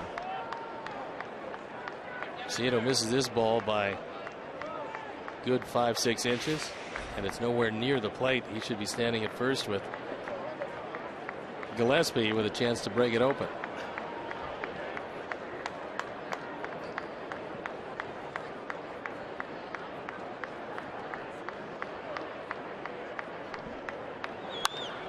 Oh, he got a cookie right there and couldn't do anything with it.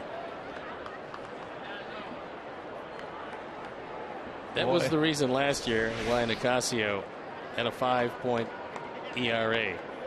Is he'll throw a couple of great sliders and then one of these. That ball just stayed right there. That was a 3-2 get me over. And I think Tank probably wishes he could get that one back again.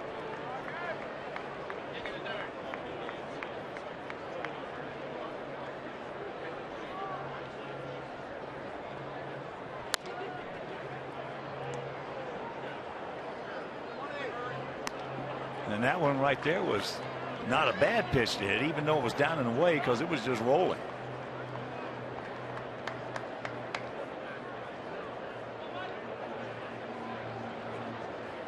Eighth pitch of the at bat, forthcoming.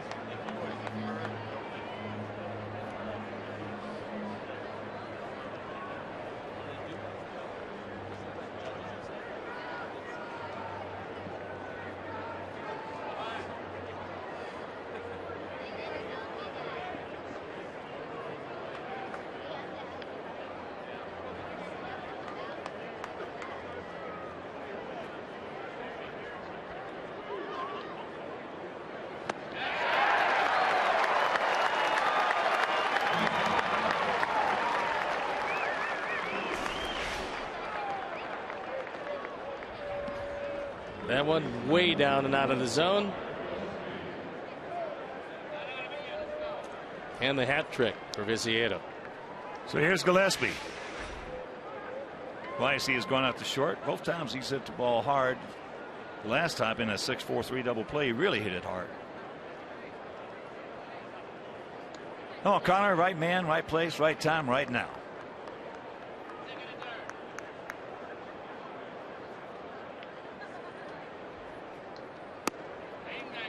Good eye.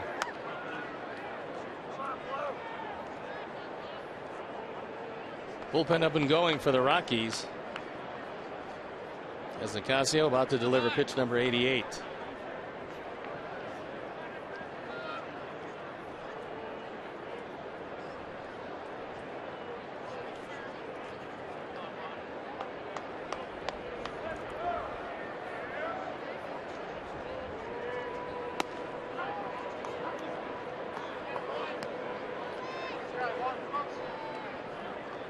Matt Belisle throwing in the pen.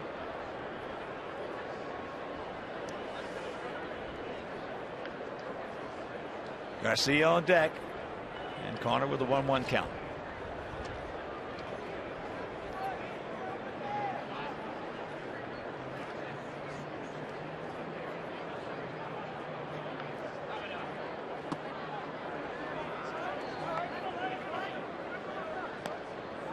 Well,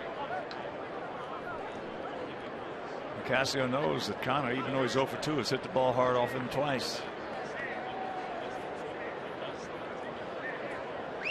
Ivy on deck has walked twice.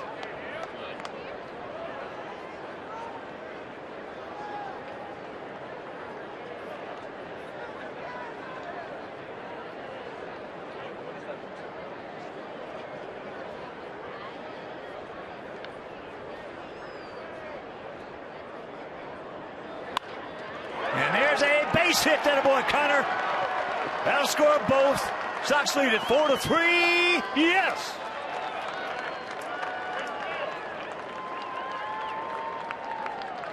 RBIs 3 and 4 for Gillespie, and this was the softest one he's hit today. Gets that ball on the lower portion of the bat, able to just ease it over the head of Culberson, and a lead. Well, and besides that, what makes that so good is it bails to a degree, to a small degree, it bails Tank out. So here is Garcia. I mentioned he's walked twice and scored once.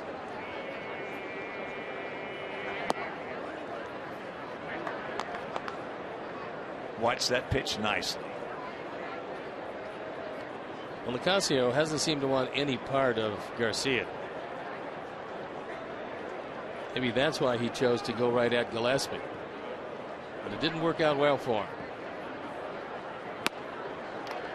Pulled off that one just enough. 4-8-0 for us, 3-6-0 for them.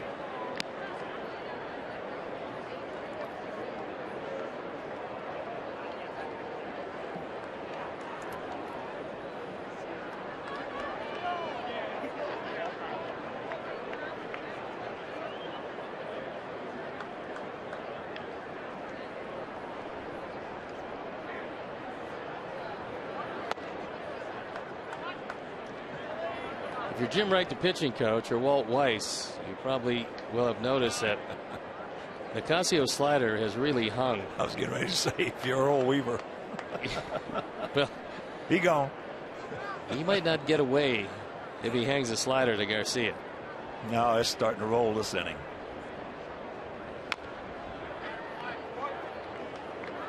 Time he chose the fastball, kept it down, put it in a good spot, and that evens the count at 2-2.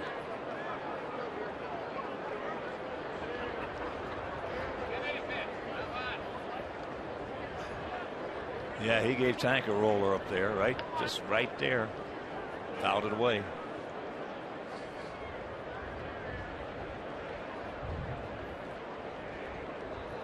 So 2 in, 2 out, and the 2-2 pitch. Got him. But a clutch 2-out, 2-run single by Gillespie. Halfway home, we lead at 4-3.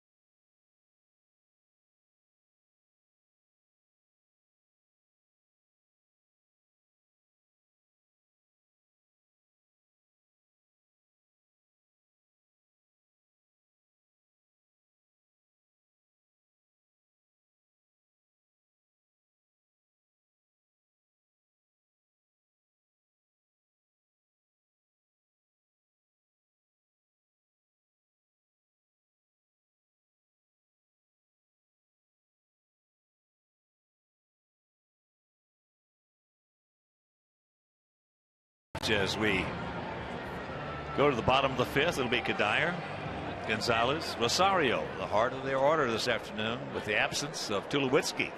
This is going to be a tough inning. It's third time through the order, but Eric is coming off his best inning of the ball game, a 1-2-3 inning in the fourth. There's only 1-2-3.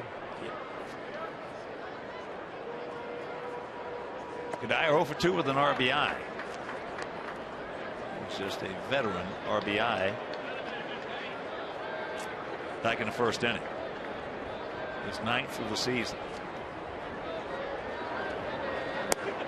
And another factor, when your team comes back, gets you the lead, you certainly would love to shut them down your next opportunity.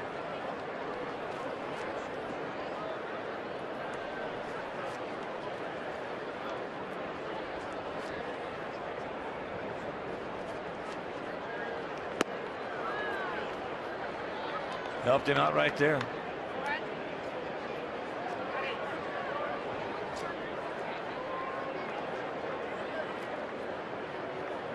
Coming into the day, Abreu and Chris Colabello were tied for the lead in RBIs with 11.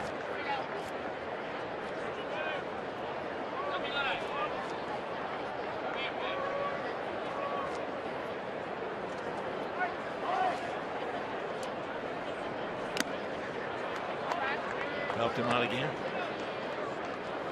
So a full count.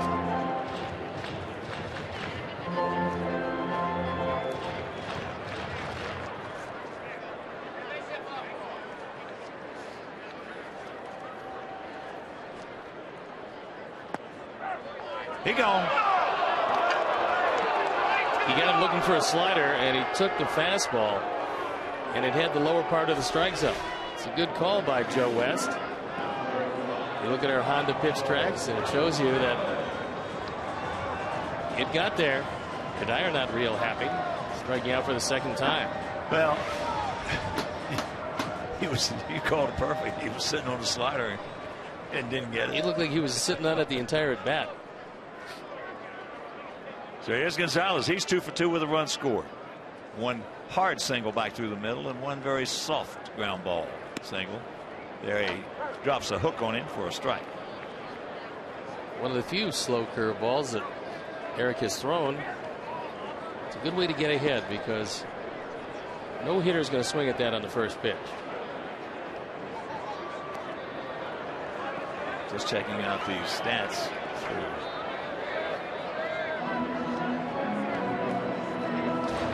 April 8th. Was the last time saw two catchers leading the league in hitting. Well, Joe Mauer did it perennially, but Tyler Flowers right there, along with a guy that we certainly have loved since the first time we saw him, Salvador Perez. Tyler 478 coming in, Perez 476. Tyler 1 for 2 with a big RBI today. Good pitch there. 2-2.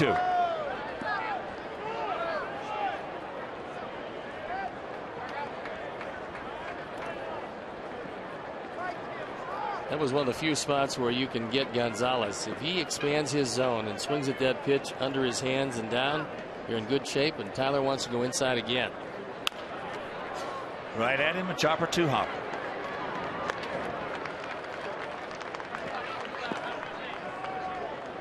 So 2 get out. Sox fans, the defending World Series champion Red Sox will face our Sox April 15th, 16th, and 17th, and all fans in attendance at any of these 3 games will receive a 2014 White Sox calendar. So whitesox.com or 866-SOX game for tickets.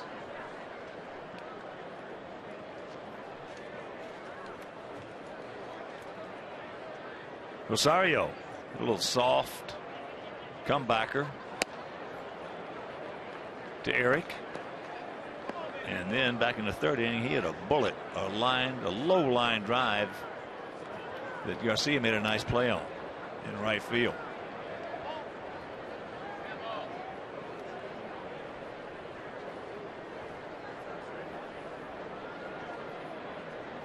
inside on him.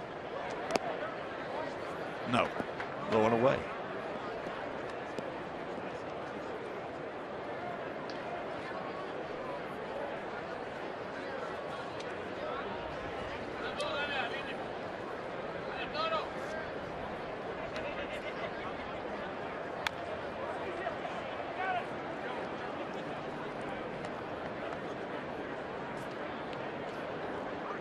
It's 75 degrees.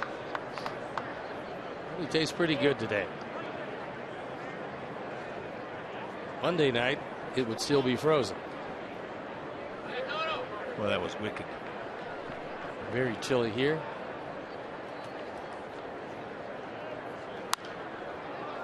Good pitch. Good job by Rosario. Fight it off. Eric's stuff has gotten a little crisper these last 2 innings. He's starting to really commit to that slider. Tyler doing a nice job calling pitches.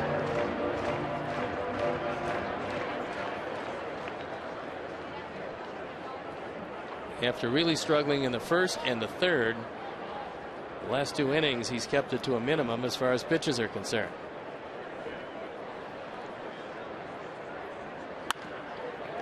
That's in the center field for a base hit. So the 2-out single. And that'll bring it Morneau. Morneau has walked and was hit by a pitch. Right foot.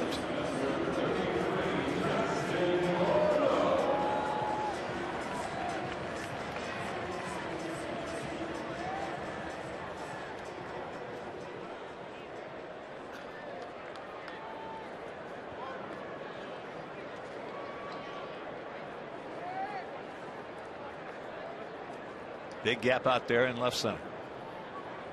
Where you playing in front of Rosario. And that's low. You would think that with the Rockies bullpen up and going once again that is going to be it for Nicasio. Earlier it was Matt Belisle, and later it's still Matt Belisle.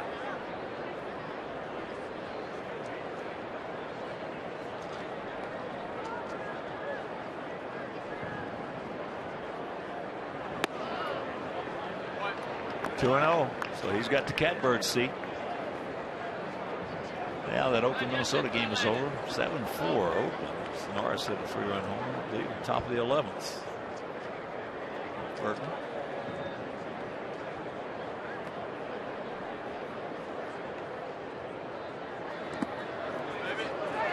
Got a shot at him. He gone. Attaboy, Tyler. We'll take it. A bad base running play right there. We're into the 6th, leading 4-3.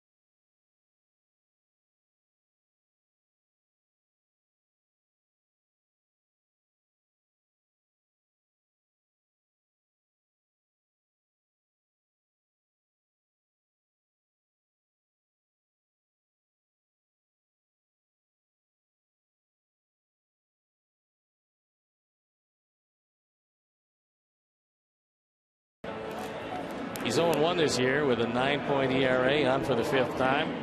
Last year, 5-7, 4.32 ERA, 4.32 in this ballpark is pretty good. 72 games, so he was very dependable.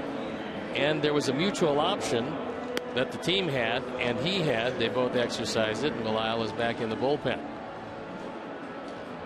So Belisle, who is a certified scuba diver. That's good here because there's a lot of oceans around. Well, for me, when you got a built-in snorkel, you can. Yeah, you'd be a good one. Good scuba diver. Alexei, Flowers, and Eric Johnson. Alexei 1 for 2. He is now in a 9-game hitting streak. So Nicasio goes 5 innings, charged with all 4 runs on 8 hits, a couple of walks and 6 strikeouts. And he is a pitcher of record. And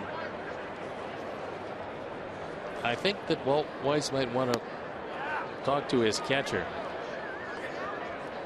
about running with your 5-hitter, who is yet to be retired today, having a 3-0 count. Little one hopper and 1 out.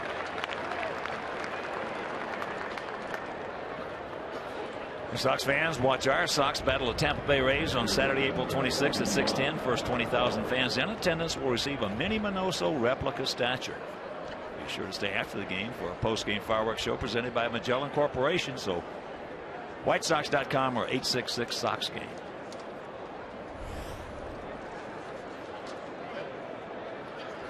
Tyler, 1 for 2 with a big RBI. That got us on the board back in the 2nd inning.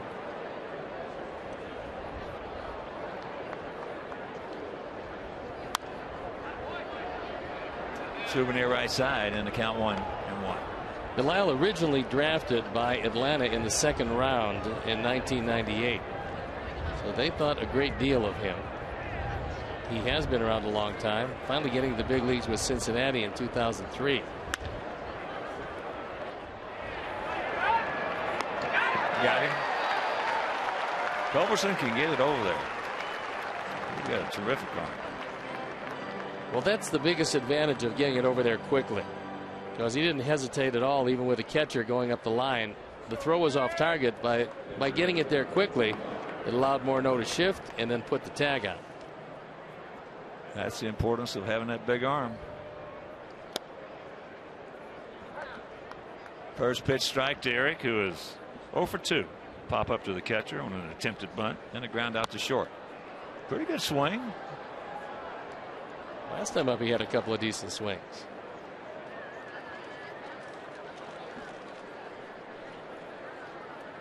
Four 8-0 for us, 3-7-0 for them. Another pretty good swing.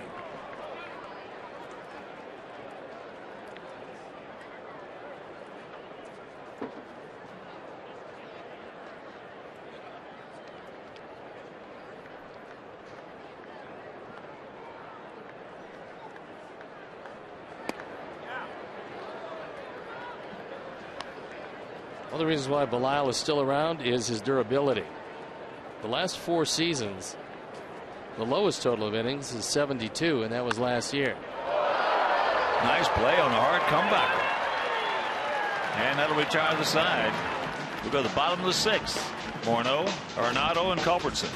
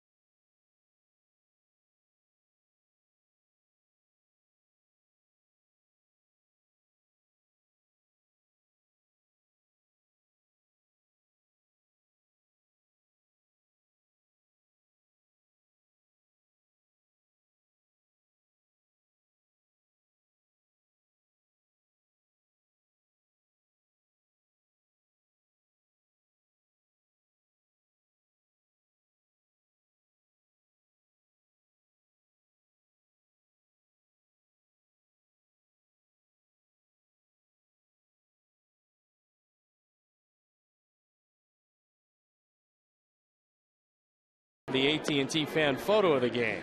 Tweet your photo to hashtag White Sox fan photo for a chance to be shown in our broadcast, brought to you by AT&T. There's a nice young White Sox fan who took advantage of this new promotion by AT&T. And you can also be shown on our broadcast.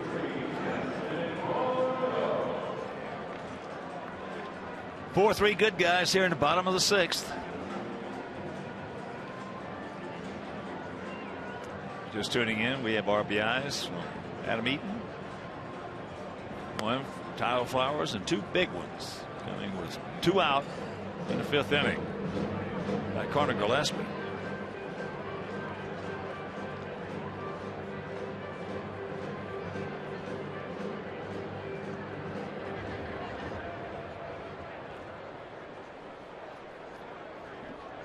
So here's Morneau.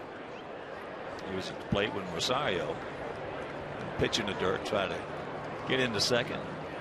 Tyler just gunned him down.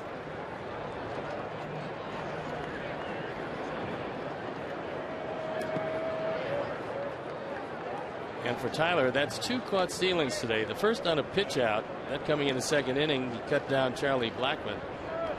And that time blocked the pitch well. And inexplicably, Rosario took off and took the Rockies right out of the inning. The one thing that Eric Johnson has not been able to do today is get the ball close to Justin Morneau. 2-0 pitch. Ball hit in the left and over the head as Tank misplayed it. They're going to try to get him. In the 3rd, he gets there. Well, that was just bad all the way around. You miss a cutoff man, and that's going to be a problem because, okay, give up 2 bases, but you've got to throw Morneau out at 3rd base if he tries to get adventuresome. Not well played, and then kicked by Viciedo.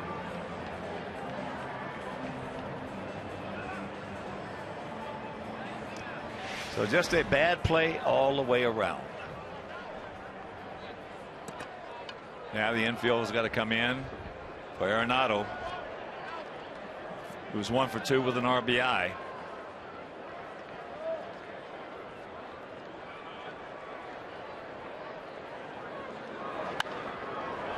Breaking ball, good pitch to hit. Couldn't do anything with it. Souvenir right side.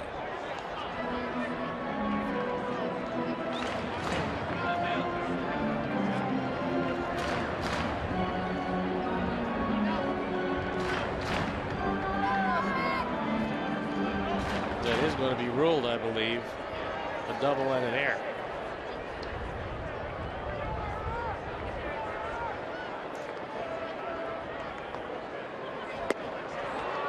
A little help there, should be.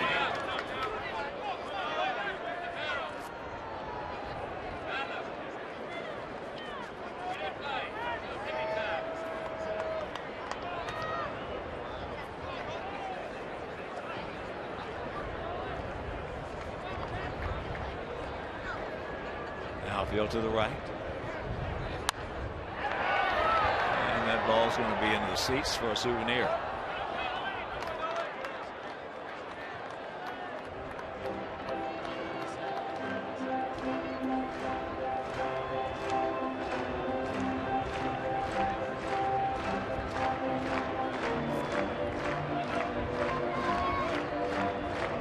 If you're Eric Johnson in this situation, an 0-2 count, you're thinking ground ball or strikeout. Well, a lot of times the old formula is slow, low, or hard, high. In this case, it's hard, low, and hard, or hard, high.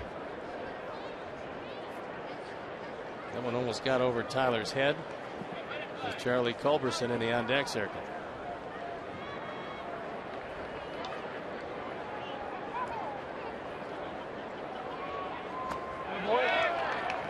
Count evens at 2.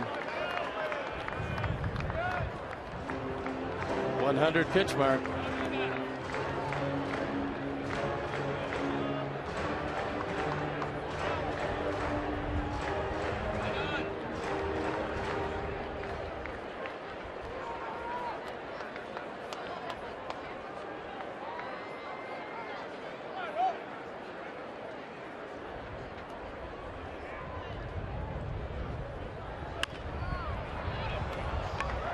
to hold him. Big out. One down. He got the ground ball that he wanted.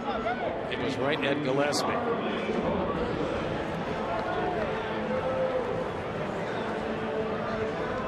That'll bring up Charlie Culberson. Charlie was grounded to second and struck out.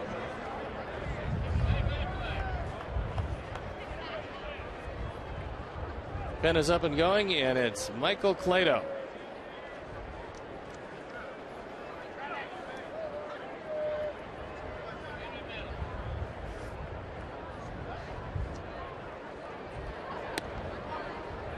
Takes first pitch strike. Nice pitch.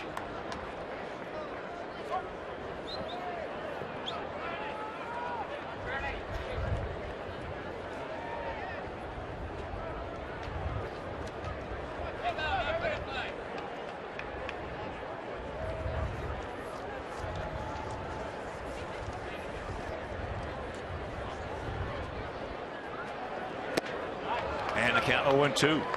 Same feeling here at 0-2. Strikeout or ground ball. That's what Eric Johnson is thinking about.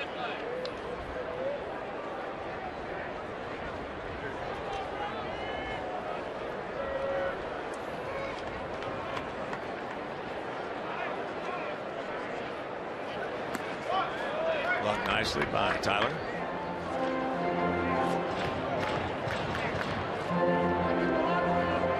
Carrying 13 pitchers, Walt Weiss has one less move on the bench.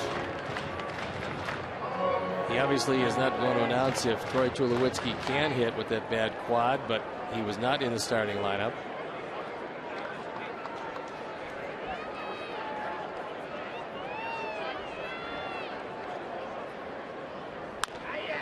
Oh, nice snap right there. Holds him 2 down.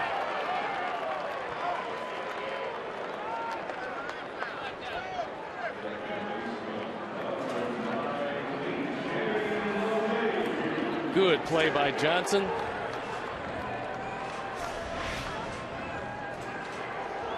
This is a slider. He gets up, but he's able to make the play. Now, you got an option here.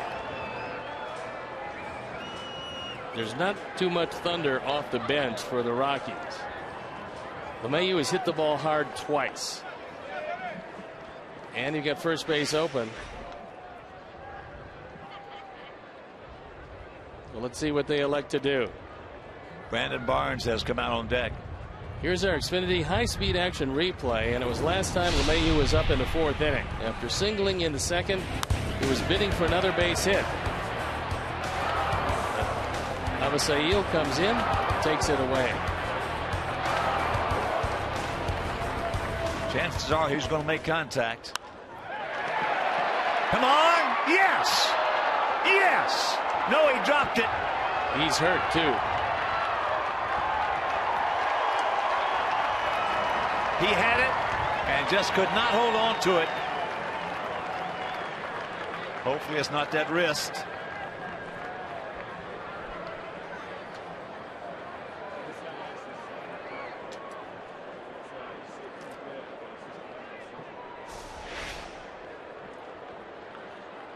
Right there, he's got it. He rolls over. It's in his glove. And I believe that you can challenge that. But first things first, in that dive that he made straight ahead, looks like it could be a shoulder.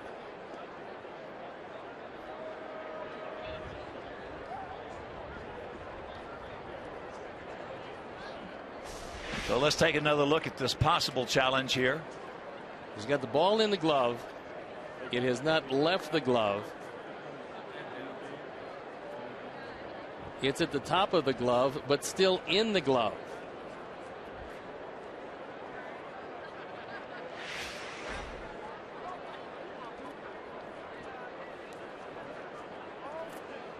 Now, the one problem being that it was called safe on the field. And hopefully they have a definitive angle.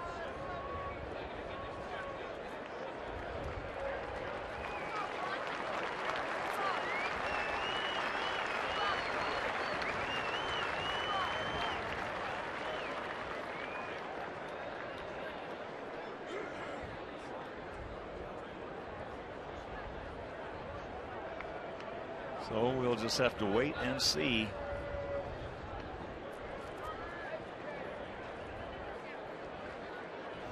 That's not a particularly good sign as he comes in with an immobile left arm. Yes, that glove arm, so no, it's not.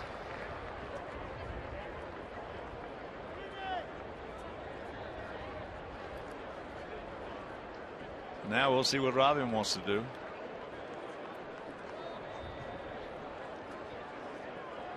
Looks like Tank is going to go from left to right. Diaz is coming in and left.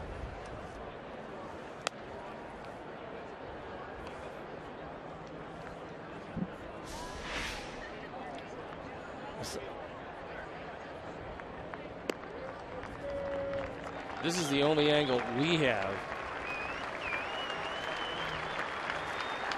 And we don't know yet. Well, that right there, you've got to take it out under control. Yes, we do. Now Robin coming back out. He's going to talk with Joe and he's going to challenge him.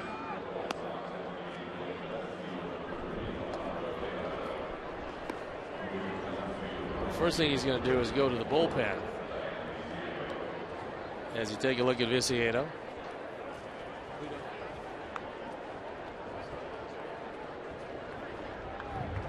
So Eric Johnson, who started off shaky, put it together. Defense let him down in this inning with that double and an error. Mornoa, so far he has scored.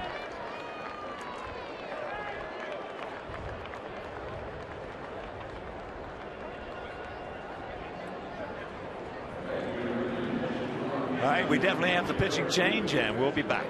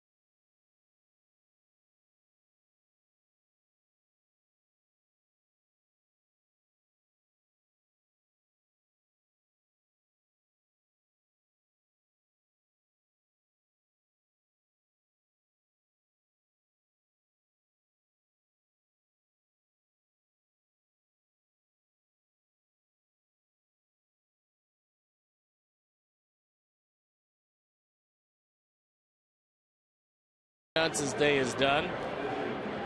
Michael Clado comes into this one. That's what he did last year. Actually 2011 through last year. Not particularly impressive because he couldn't get the ball over the plate. Well, Robin came out and had a long conversation with Joe West. It looked like he may have challenged it, but he is not, evidently, and here's another look at it.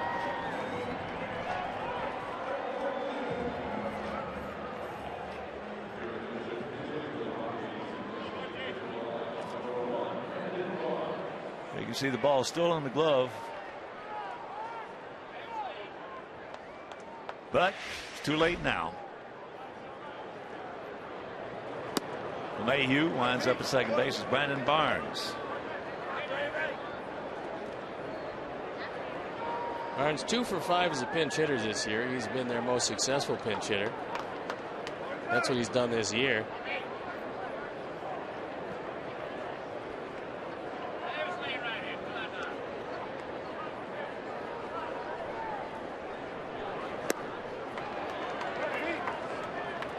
Ball, you got to take it out of your glove under control, and it looked like that was not the case. Ball did hit the ground.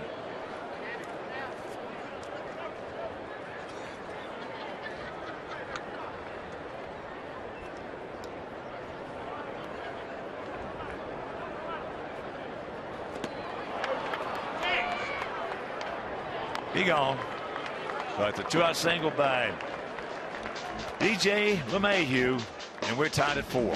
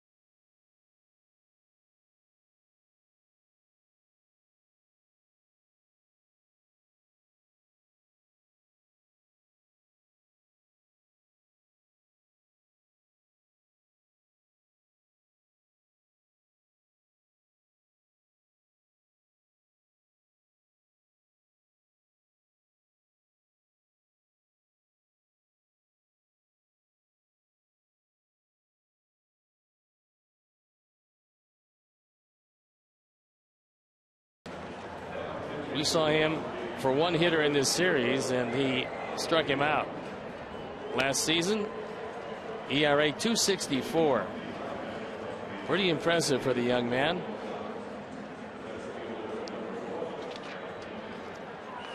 He throws across his body. He's fanned 9 men in 3 1/3 innings. So we got the top of the order: Eden, Simeon, and Abreu. Face Adam.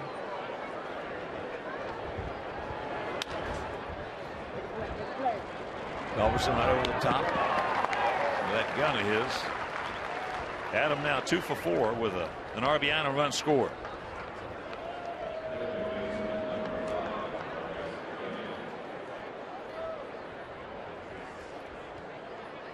Here's Marcus. He's 1 for 3 with a stolen base and a run scored.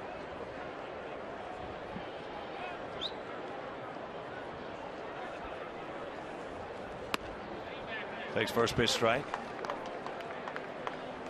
For Eric Johnson, 5 2/3 innings. He'll get a no decision in this one. 4 runs on 9 hits with only 1 walk. That was the key. And 4 strikeouts. Nice bounce back, though, especially after giving up runs in the first, second, and third. He had an excellent 4th and 5th and was pretty close to getting out of that 6th inning.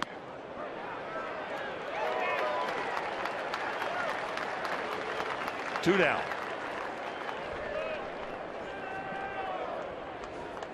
And a reminder, an athlete is defined by the desire to be active and continue doing the things you love. So visit Athletico.com and start defining your pain-free inner athlete today. Athletico, the official physical therapy provider of our White Sox. Athletico, better for everybody.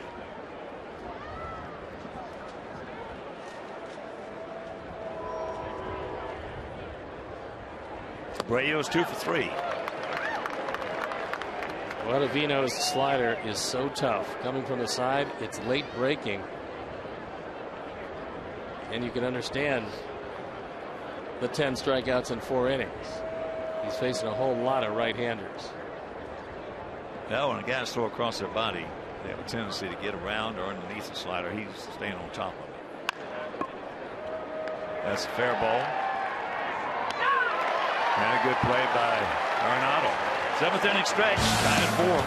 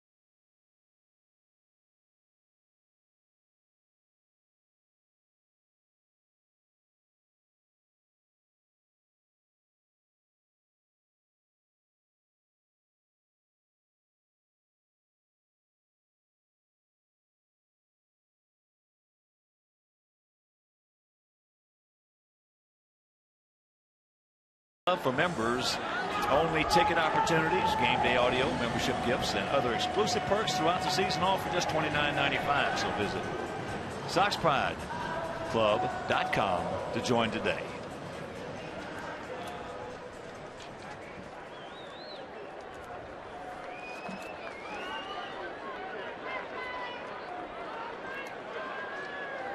Top of the order here in the bottom of the 7th. Blackman, Goodire, Gonzalez.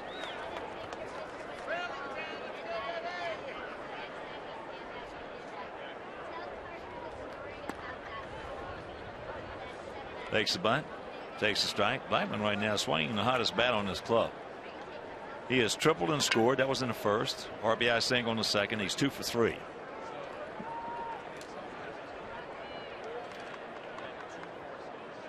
Outfield, straight up, about equidistance. And that ball into right field, got it off the end of the bat.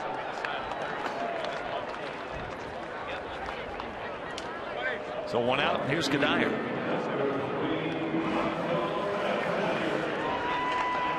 Goodire has knocked in a run with a ground out and struck out twice.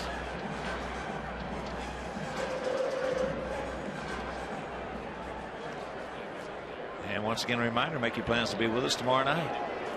First of a 4-game set against Cleveland, and first of a 8-day, 7-game homestand. 4 with the Tribe and 3 with Boston. Johnny Danks on the bump tomorrow night against Danny Salazar. If you can't make it to the game will be right here with Comcast Sportsnet. And on Friday, Chris Sale against Carlos Carrasco. Game over WCIU. And Paulino against Masterson. Saturday, game over WGN. And in the finale of that series, Quintana against Kluber. And that game on Comcast Sportsnet. Jose trying to build some momentum off just an outstanding performance here. He went 7 innings, gave up just 2 runs on 5 hits.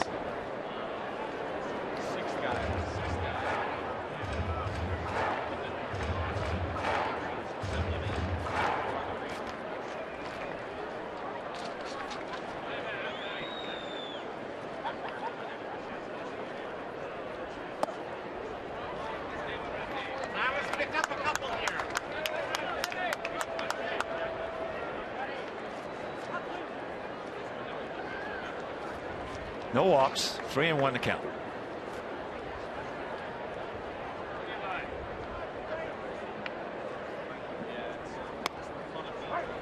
It's full. That was a very good pitch. Ball threading the needle on the outside corner. The wind now picking up, which means that it will be blowing out to right center field.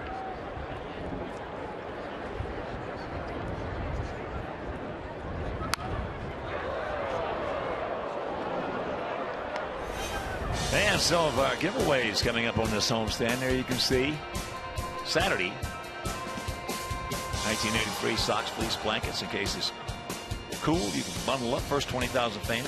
Sunday, Family Sunday. Autographs and kids run the bases, weather permitting. The 15th, 16th, and 17th for all games. 2014 White Sox calendars. Dyer does a very nice job of staying alive. That was a good fastball, low and away, and he was able to spoil it. So the Sox fans enjoying this one, enjoying the weather. And they'd enjoy some more runs.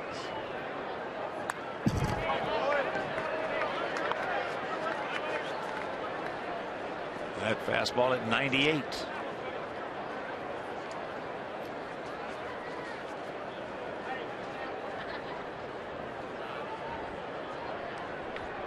Long at bat. Tough at bat for Michael Kadire. He's fouled some very good pitches. And he continues to do it. And that one at 99.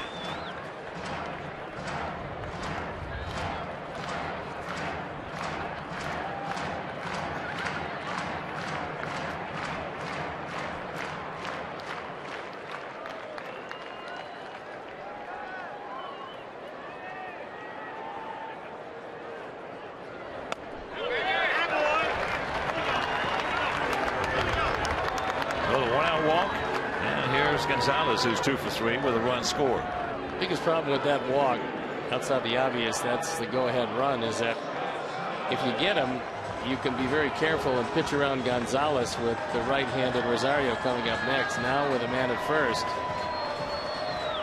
you don't dare pitch around one of their best hitters, if not the best hitter.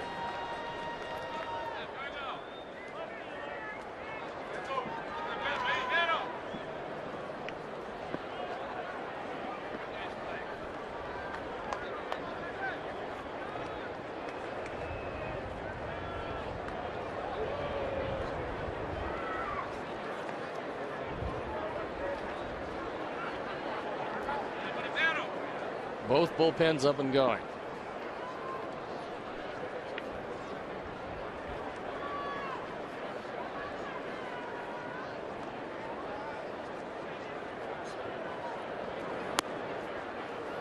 Takes first pitch, strike in that doubleheader in Cleveland today.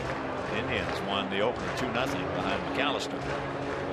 Top of the 9th in game 2. It's 2-1 Padres.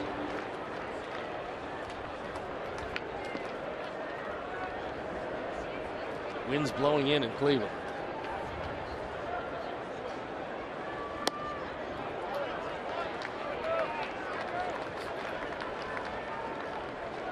It's Rex Brothers going into bullpen. Rockies have viewed him for a long time as their closer of the future. But at this point, he hasn't shown that he can do that.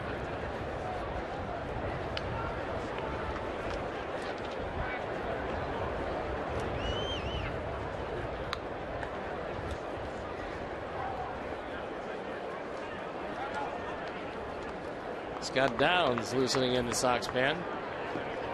The left-handers up in each pen. 1 out and a 1-1 pitch.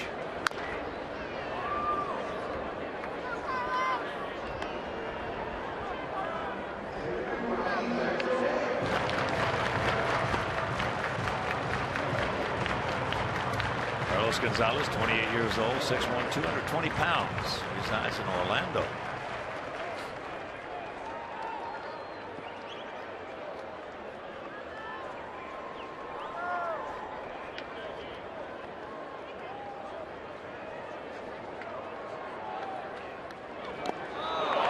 He gone. 2 down. He had him well out in front. This ball is out of the zone. And when you're ahead of the hitter, this is a terrific pitch. Either a change or a split. Either way, he retires a very tough hitter and turns it over to Rosario. And here's the catcher, who is 1 for 3.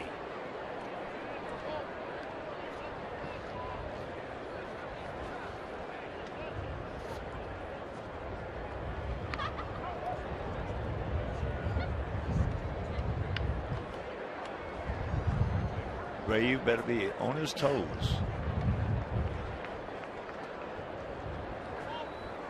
They don't bring some heat over there.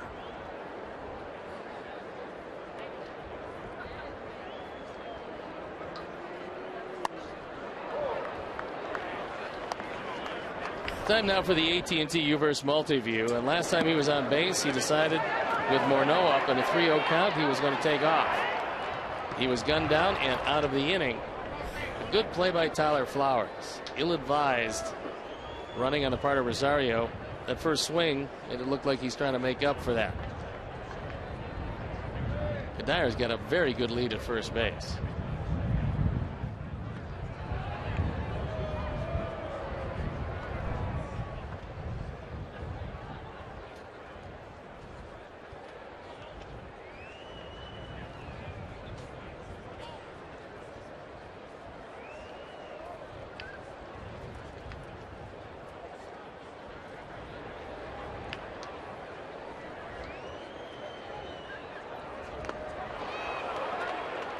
Breaking ball, no chance.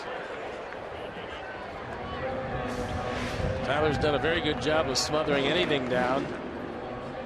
This time, fortunately, he gets a piece of the glove on it.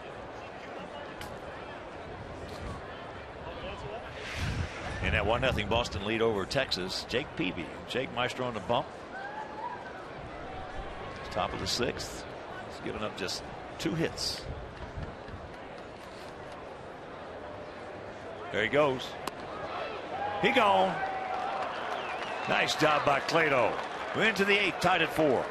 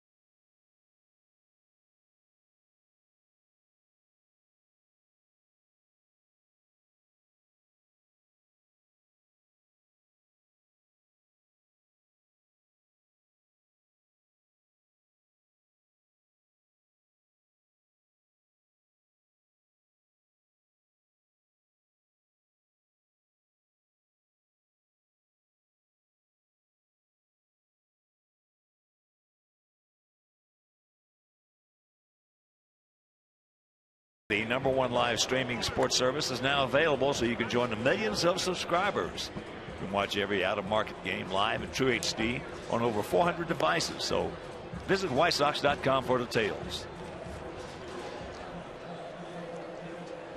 I think Walt Weiss is going to let his very deceptive right-hander face Viciedo and then go to Brothers to face Gillespie.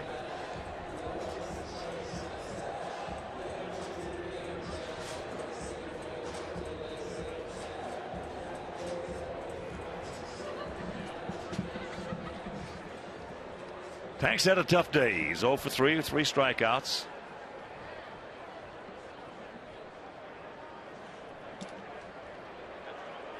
You better hope he gets a fastball early in the count. Breaking ball.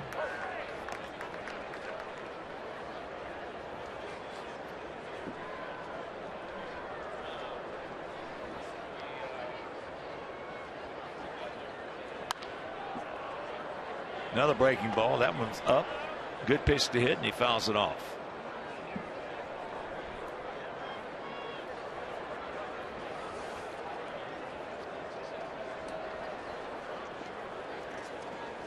And a Kansas City 7-3 victory over Tampa Bay. Guthrie 2-0 the winner. Odorizzi 1-1 the loser. Alex Gordon with a homer. Kansas City's first. That's amazing. It is amazing. They've got some pretty good hitters.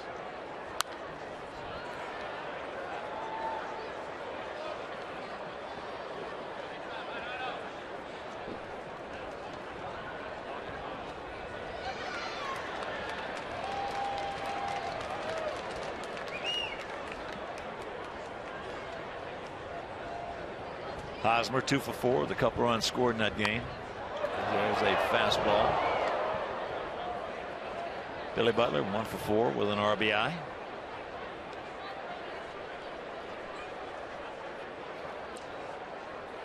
Mike Moustakas 0 for 4. He's struggling. It's there. He's just got to find a way to get it out.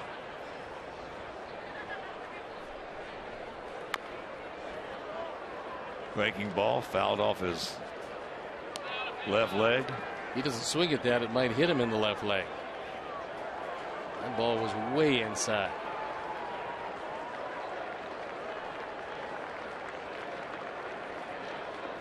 Young lady has a souvenir and very happy about that.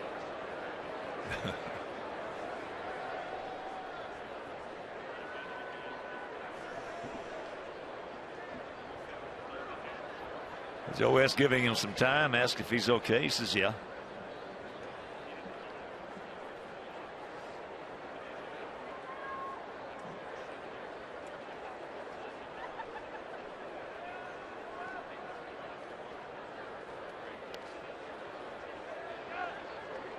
Takes it up and the count 2-2.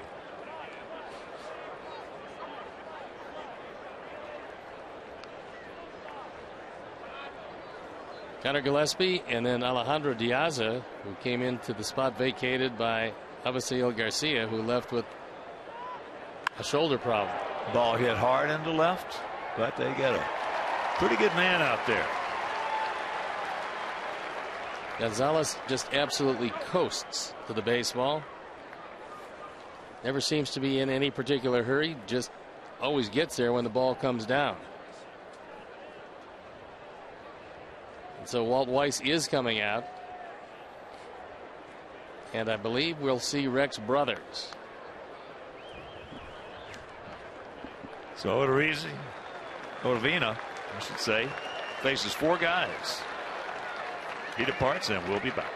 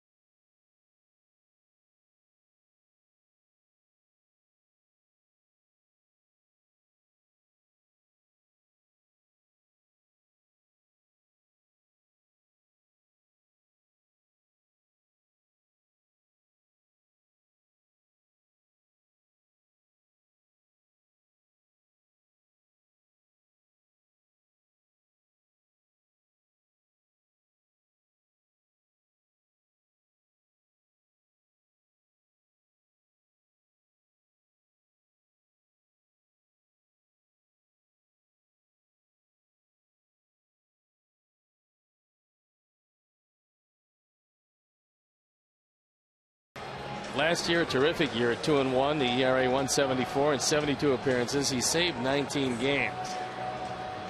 There was some thought that the Rockies would use him as a closer this year, but they went out and signed 41-year-old LaTroy Hawkins to close, relegating Brothers as a setup man. Only problem he's ever had was his ability to get the ball over the plate, and he's walked a couple in 3 innings this year, but he hasn't given up a hit yet.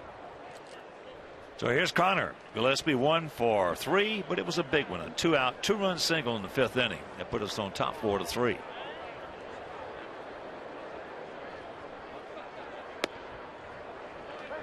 Takes a strike. Battling at bat. The softest he hit the ball today, but it scored 2 and gave the Sox the lead.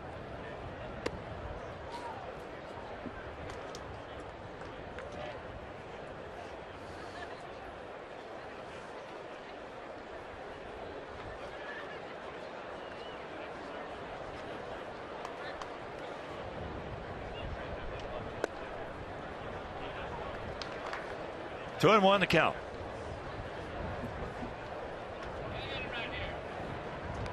Wind has really picked up now, blowing hard from left to right center. Don't help him out. 3 and 1.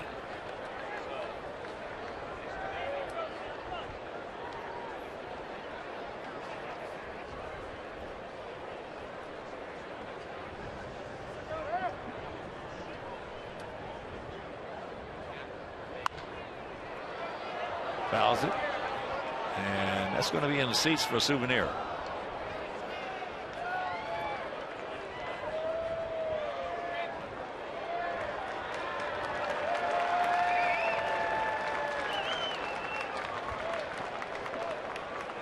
Downs, who was up earlier, has stayed up.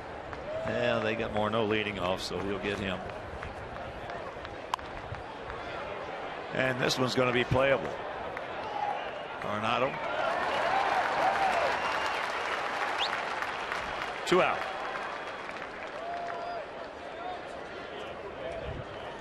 And the first at bat today for Alejandro Diaz.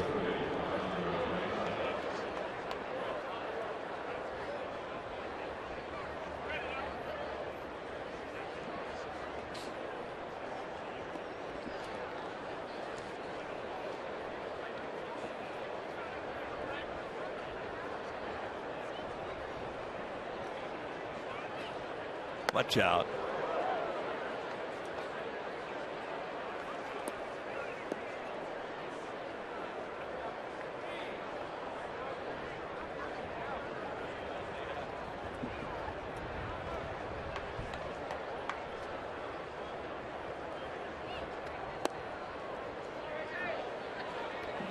He's ahead 2-0. Nobody up in the Colorado pen, so it's brothers against the world for the moment.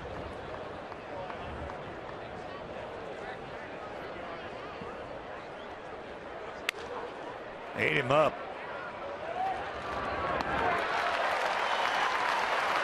And a 1-2-3 inning. We'll go to the bottom of the 8th. Morneau, Arenado, and Culbertson.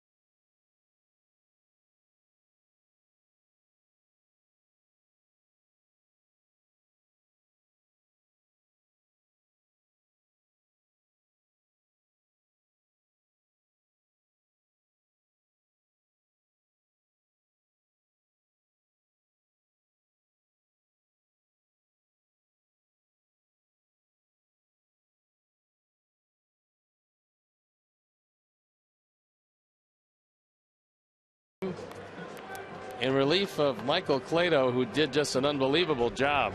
An inning and a third, he fanned 3 of the men he faced.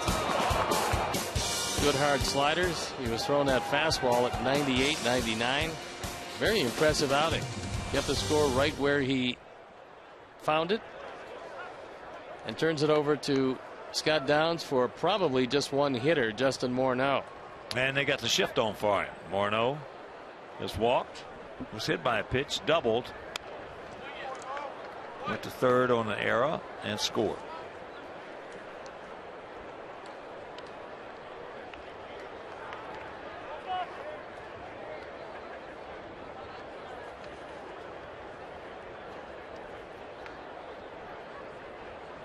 has faced Scott Downs 15 times. Has 2 hits. Eric Johnson started this one, went 5 2/3, charged with all 4 runs on 9 hits with just a walk and 4 strikeouts. A much better performance this time out than the first time out.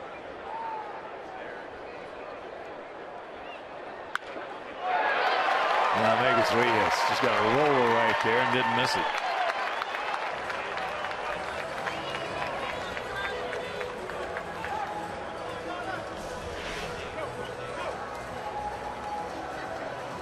That ball catching way too much of the plate, and before Downs can get a piece of it, it just accelerates right by him. There comes Robin.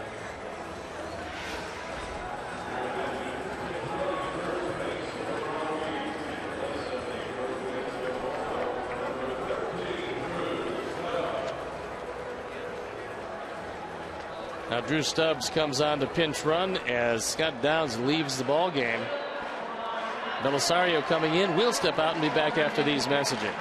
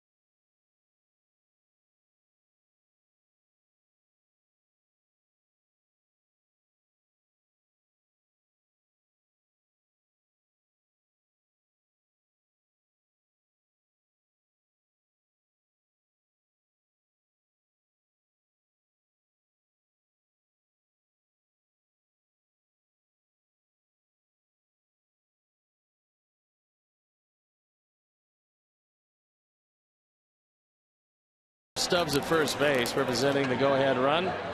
Ronald Belisario comes in last year with the Dodgers. ERA just under 4.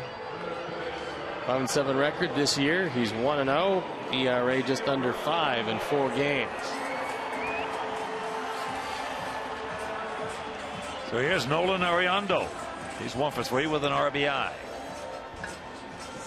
Normally the situation calls for a bunt. Arenado has not bunted this year. They only have 1 sacrifice as a team, and that was Barnes. Breaks it down, takes the ball.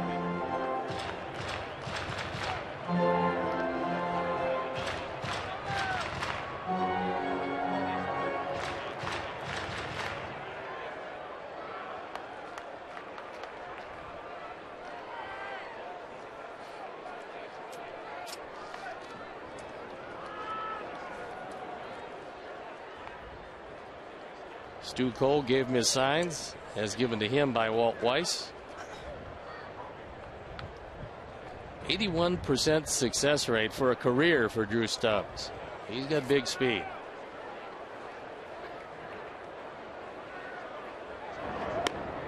High of 41 year with Cincinnati.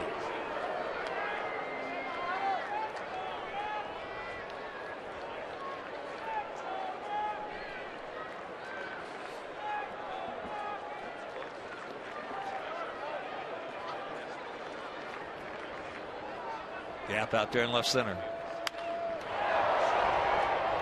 Well, he gave him a shot. He let him swing. Unfortunately, he got well out in front of it.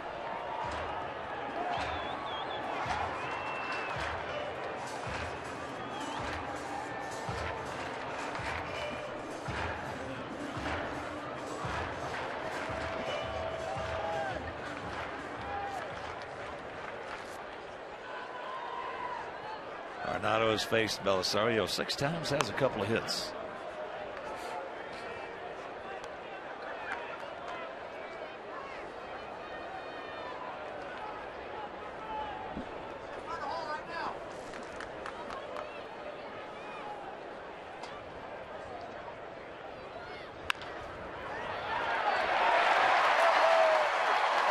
Three for 7. So trouble brewing. Well, now you would think that Culberson will be laying one down. He's 0 for 3 today. He came in to this game with only 1 hit all year. He's definitely going to be bunting. Maybe all the way. What happens on this play is Gillespie looks over in the dugout, sees what kind of defense they want, gives the rest of the infielders a set of signs, and usually verbally tells the pitcher if he wants him to charge straight in or if he's going to hang back, charge toward the line. Because the bunt is designed to go right at the third baseman in this play.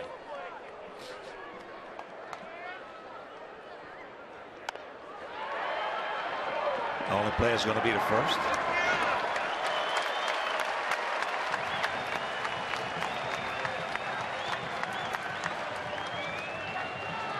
And here's LeMahieu. He's hit the ball hard all 3 times. Driven in 1. That was the 4th and tying run back in the 6th. And singled, stole a base, and scored back in the 2nd.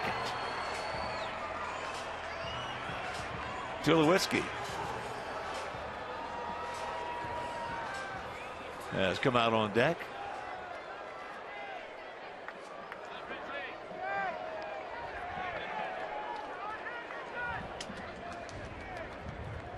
So now the infield in. LeMahieu, a good contact hitter.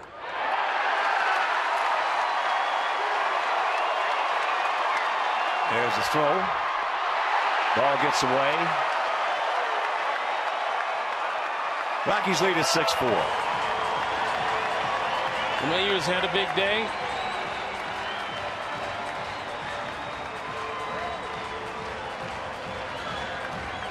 That's the 3rd hit. He's now driven in 3 of the runs. And that one right over the middle of the plate tips off the glove of Belisario. He's got Downs charged with 1. Belisario charged with the other. And Tulowitzki now called back. With a bad quad, there's no reason to use him when you've got the lead late. Here's Josh Rutledge just called up.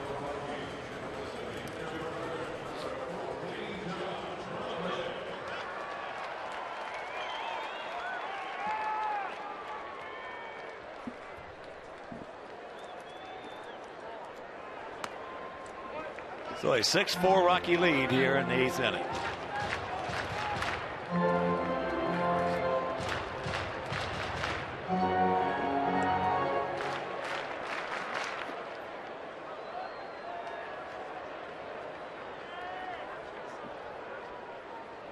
There he goes.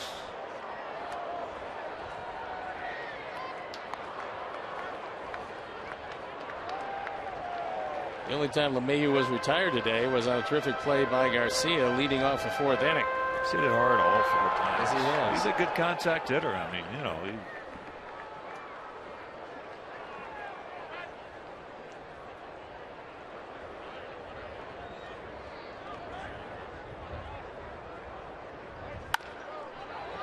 and there's a base hit.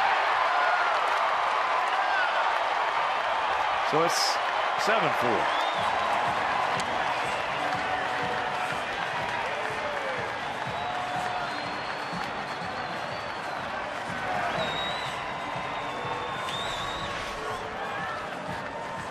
Rutledge comes up, gets one up in the zone, takes it right back up the middle. And the lead extends to 3.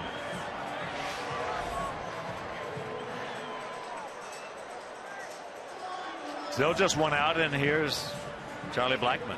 He's 2 for 4 with an RBI and a run scored.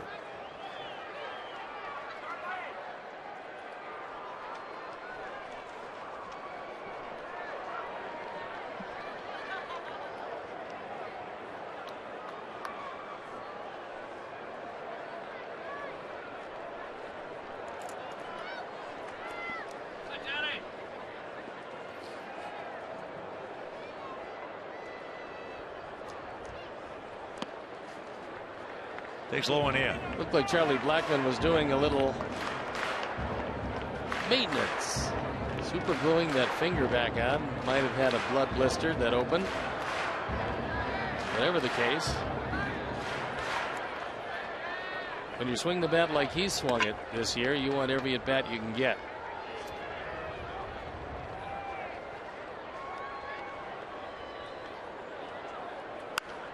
Now to play left side.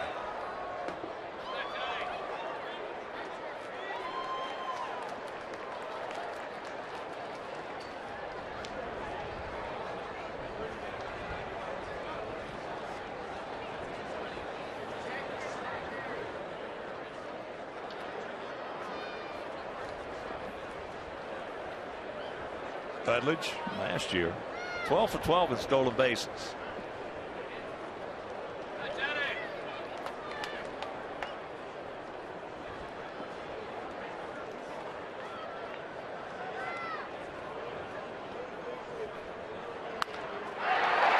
And another solid base hit for Blackmon.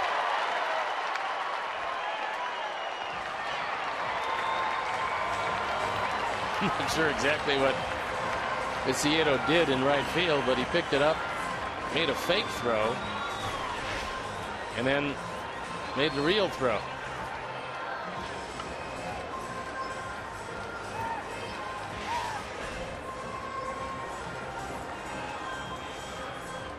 Don Cooper goes out to talk with Belisario, who's come in and given up 3 hits.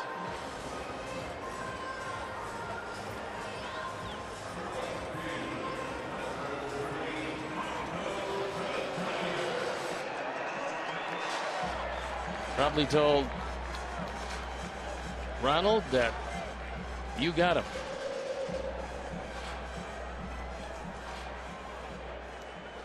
He's given up 4 hits. Scott Downs gave up the leadoff single, and he's a pitcher of record. And here's Kadire. 0 for 3 with an RBI and a walk.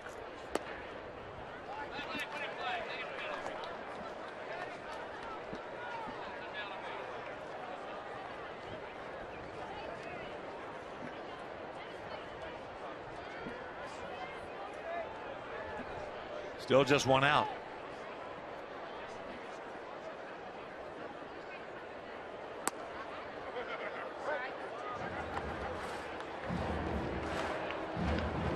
Well, that's good news on Abisail Garcia. X-rays were negative on all aspects: the fracture, dislocation, the separation. Going to be reevaluated tomorrow in Chicago. But for the time being, the way he left, that's really the best you could hope for. Better believe it.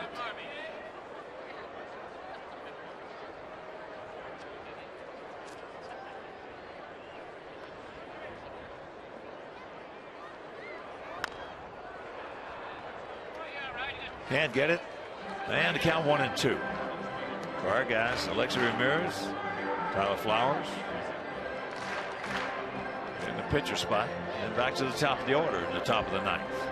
7-14-0 for the Rockies, 4-8-1 for our guys.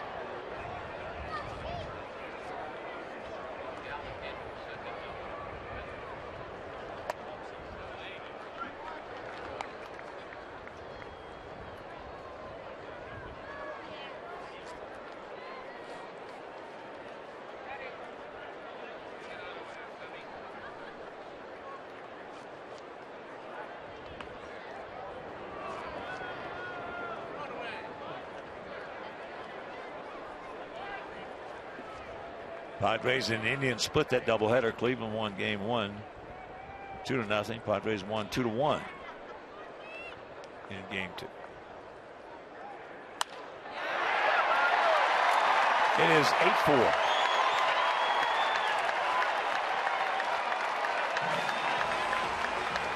Second run batted in of the game for Michael Kadire. And the hit parade continues. That's 6 of them this inning.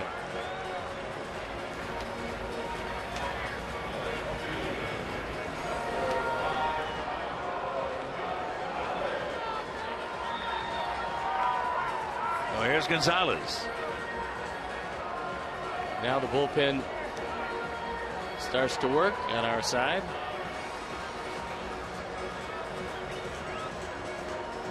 And Hermie wants to come out and have a word with Belisario.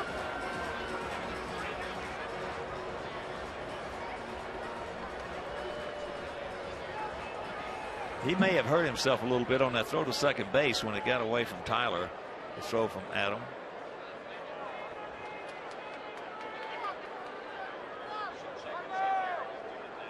Jake Petrichka loosening in the pen. And he's going to come in.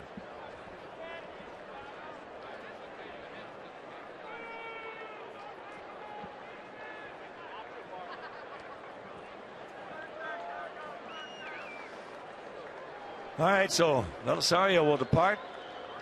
Jake Meister comes on, and we'll be back.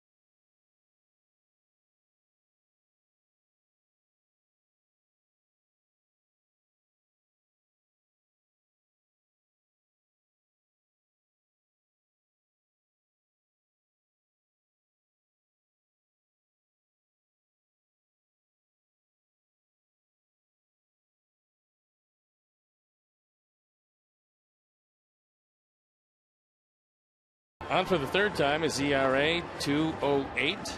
4 to third. 4 hits and a run. And the Rockies have come to life this inning. They put 4 on the board. Still threatening. And last year, when Jake came up, he was pretty impressive. Didn't make the ball club out of spring training. But when Nate Jones got hurt, he was called back, and in his 2 appearances, he is doing just what he did last year, looking pretty impressive.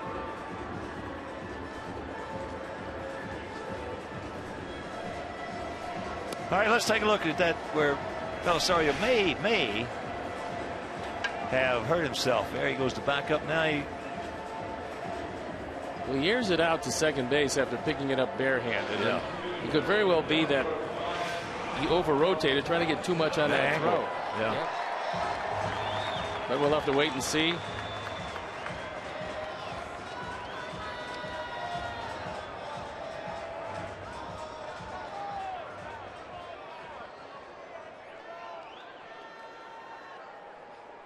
So here's Carlos Gonzalez, 2 for 4 with that run scored.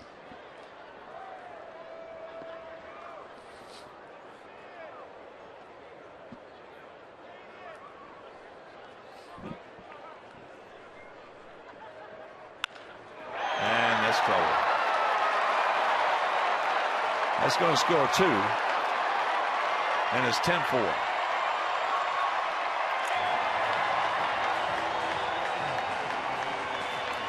That's why Gonzalez is such a dangerous hitter, because he uses the whole field Jake stayed away with a fastball, and he just rifled it in the left field corner. His third hit of the day. He now has driven in 11 for the year. This ball out of weight, not quite as low as Jake would have wanted it. And Gonzalez, with a very lively bat, drives it into the corner.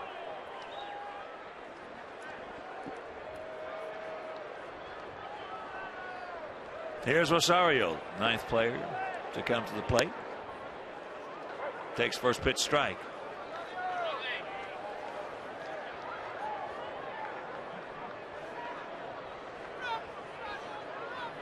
Outfield straight up, spread out.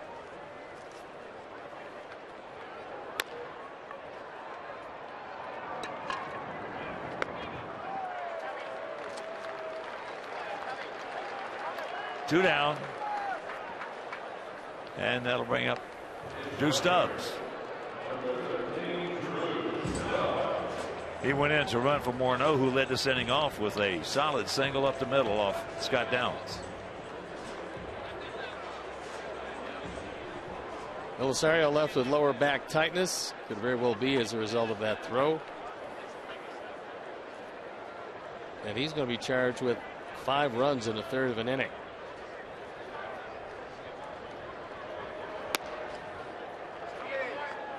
Stubbs takes ball 1.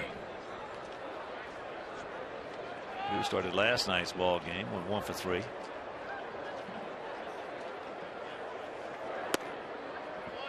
Two and 0.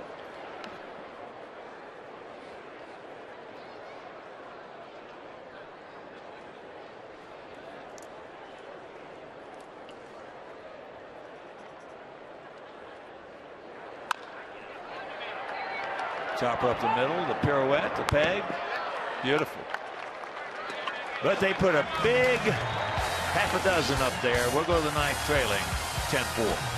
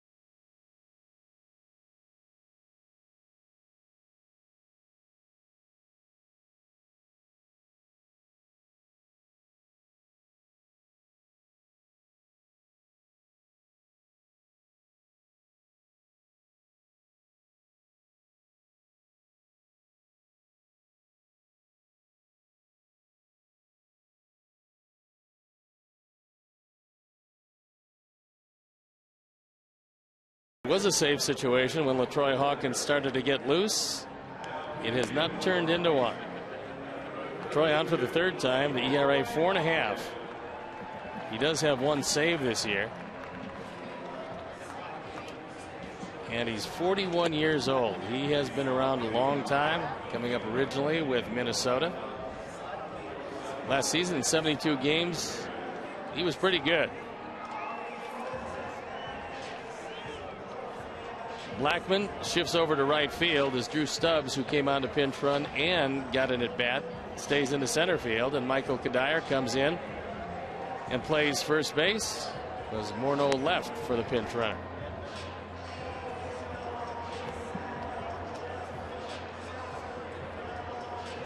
So Alexei will lead it off. Come on, let's give him a finish anyway. Got nothing else to do for a while. Score some runs.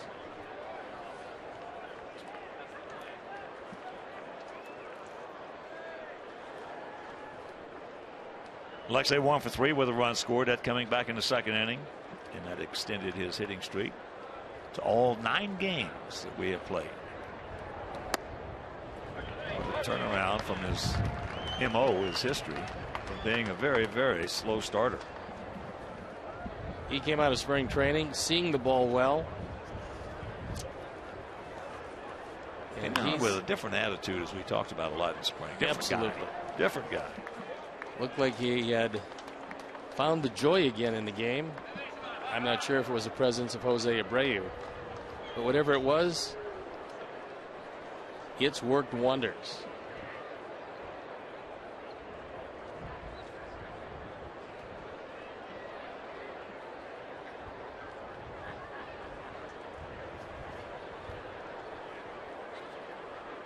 Now field slightly to the right. And tomorrow night, make your plans to be with us. That is popped up in Souvenir. First of that 4-game set, first of that 8-day, 7-game homestand. 4 with Cleveland and 3 with Boston. Johnny Danks on the bump tomorrow night against Danny Salazar, the hard-throwing right-hander. Can't make it. The game will be right here on Comcast Sportsnet. And Chris Sale on the bump Friday against Carlos Carrasco. And we got the K-Zone going on Friday for Chris. See, so $20, you get a placard, Chris Sale t-shirt, section 154, seats $20. That's Arenado.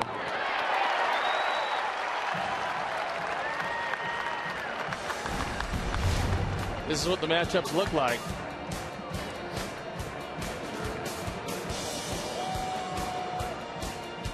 Cleveland will most likely beat us to town.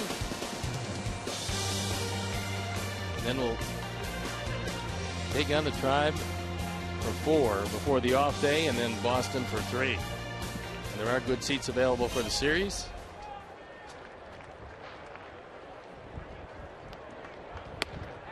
First pitch strike to Tyler. Tyler 1 for 3 with a big RBI back in the second inning. Things in this game can change very quickly. A couple of years ago, we were talking about Vinny Pisano being one of the best relievers in the game.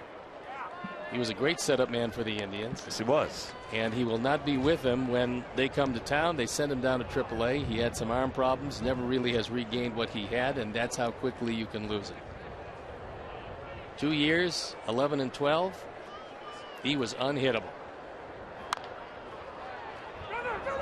Hawkins gets over there like he's supposed to, and that's out number 2. So here comes Paulie. That's too bad about Vinny Pisano. You hate to see any player go down who has had success like he did. Now Weiss out.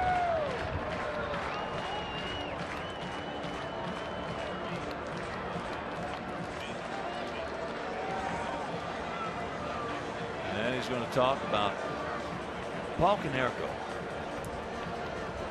Well, you have to figure, look, I mean, it's 6 runs. Paul could hit a 6-run homer, so you want to make sure that you know exactly what to do with him. They're going to make a pitching change. And apparently, LaTroy is a 2-out specialist. 41 years old. They figured 2 outs. They got everything they could out of him. So they're going to go to the bullpen.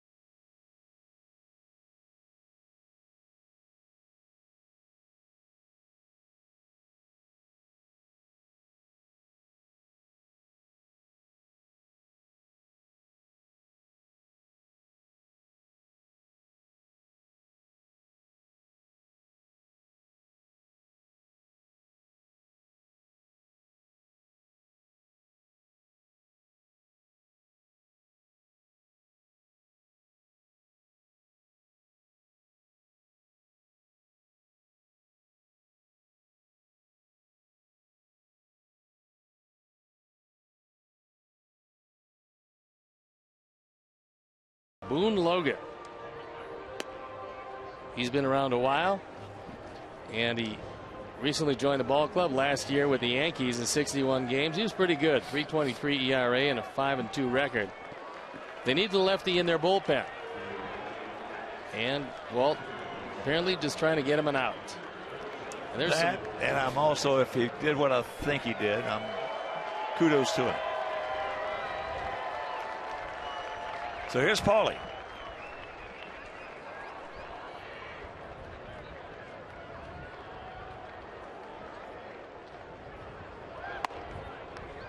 Takes ball 1. 10 runs on 16 hits for them. 4 runs on 8 hits for us.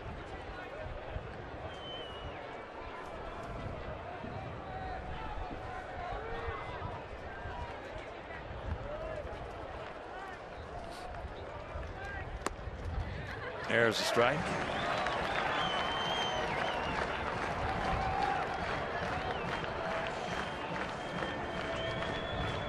This game was tied at 4 if you're just tuning in until the 8th inning.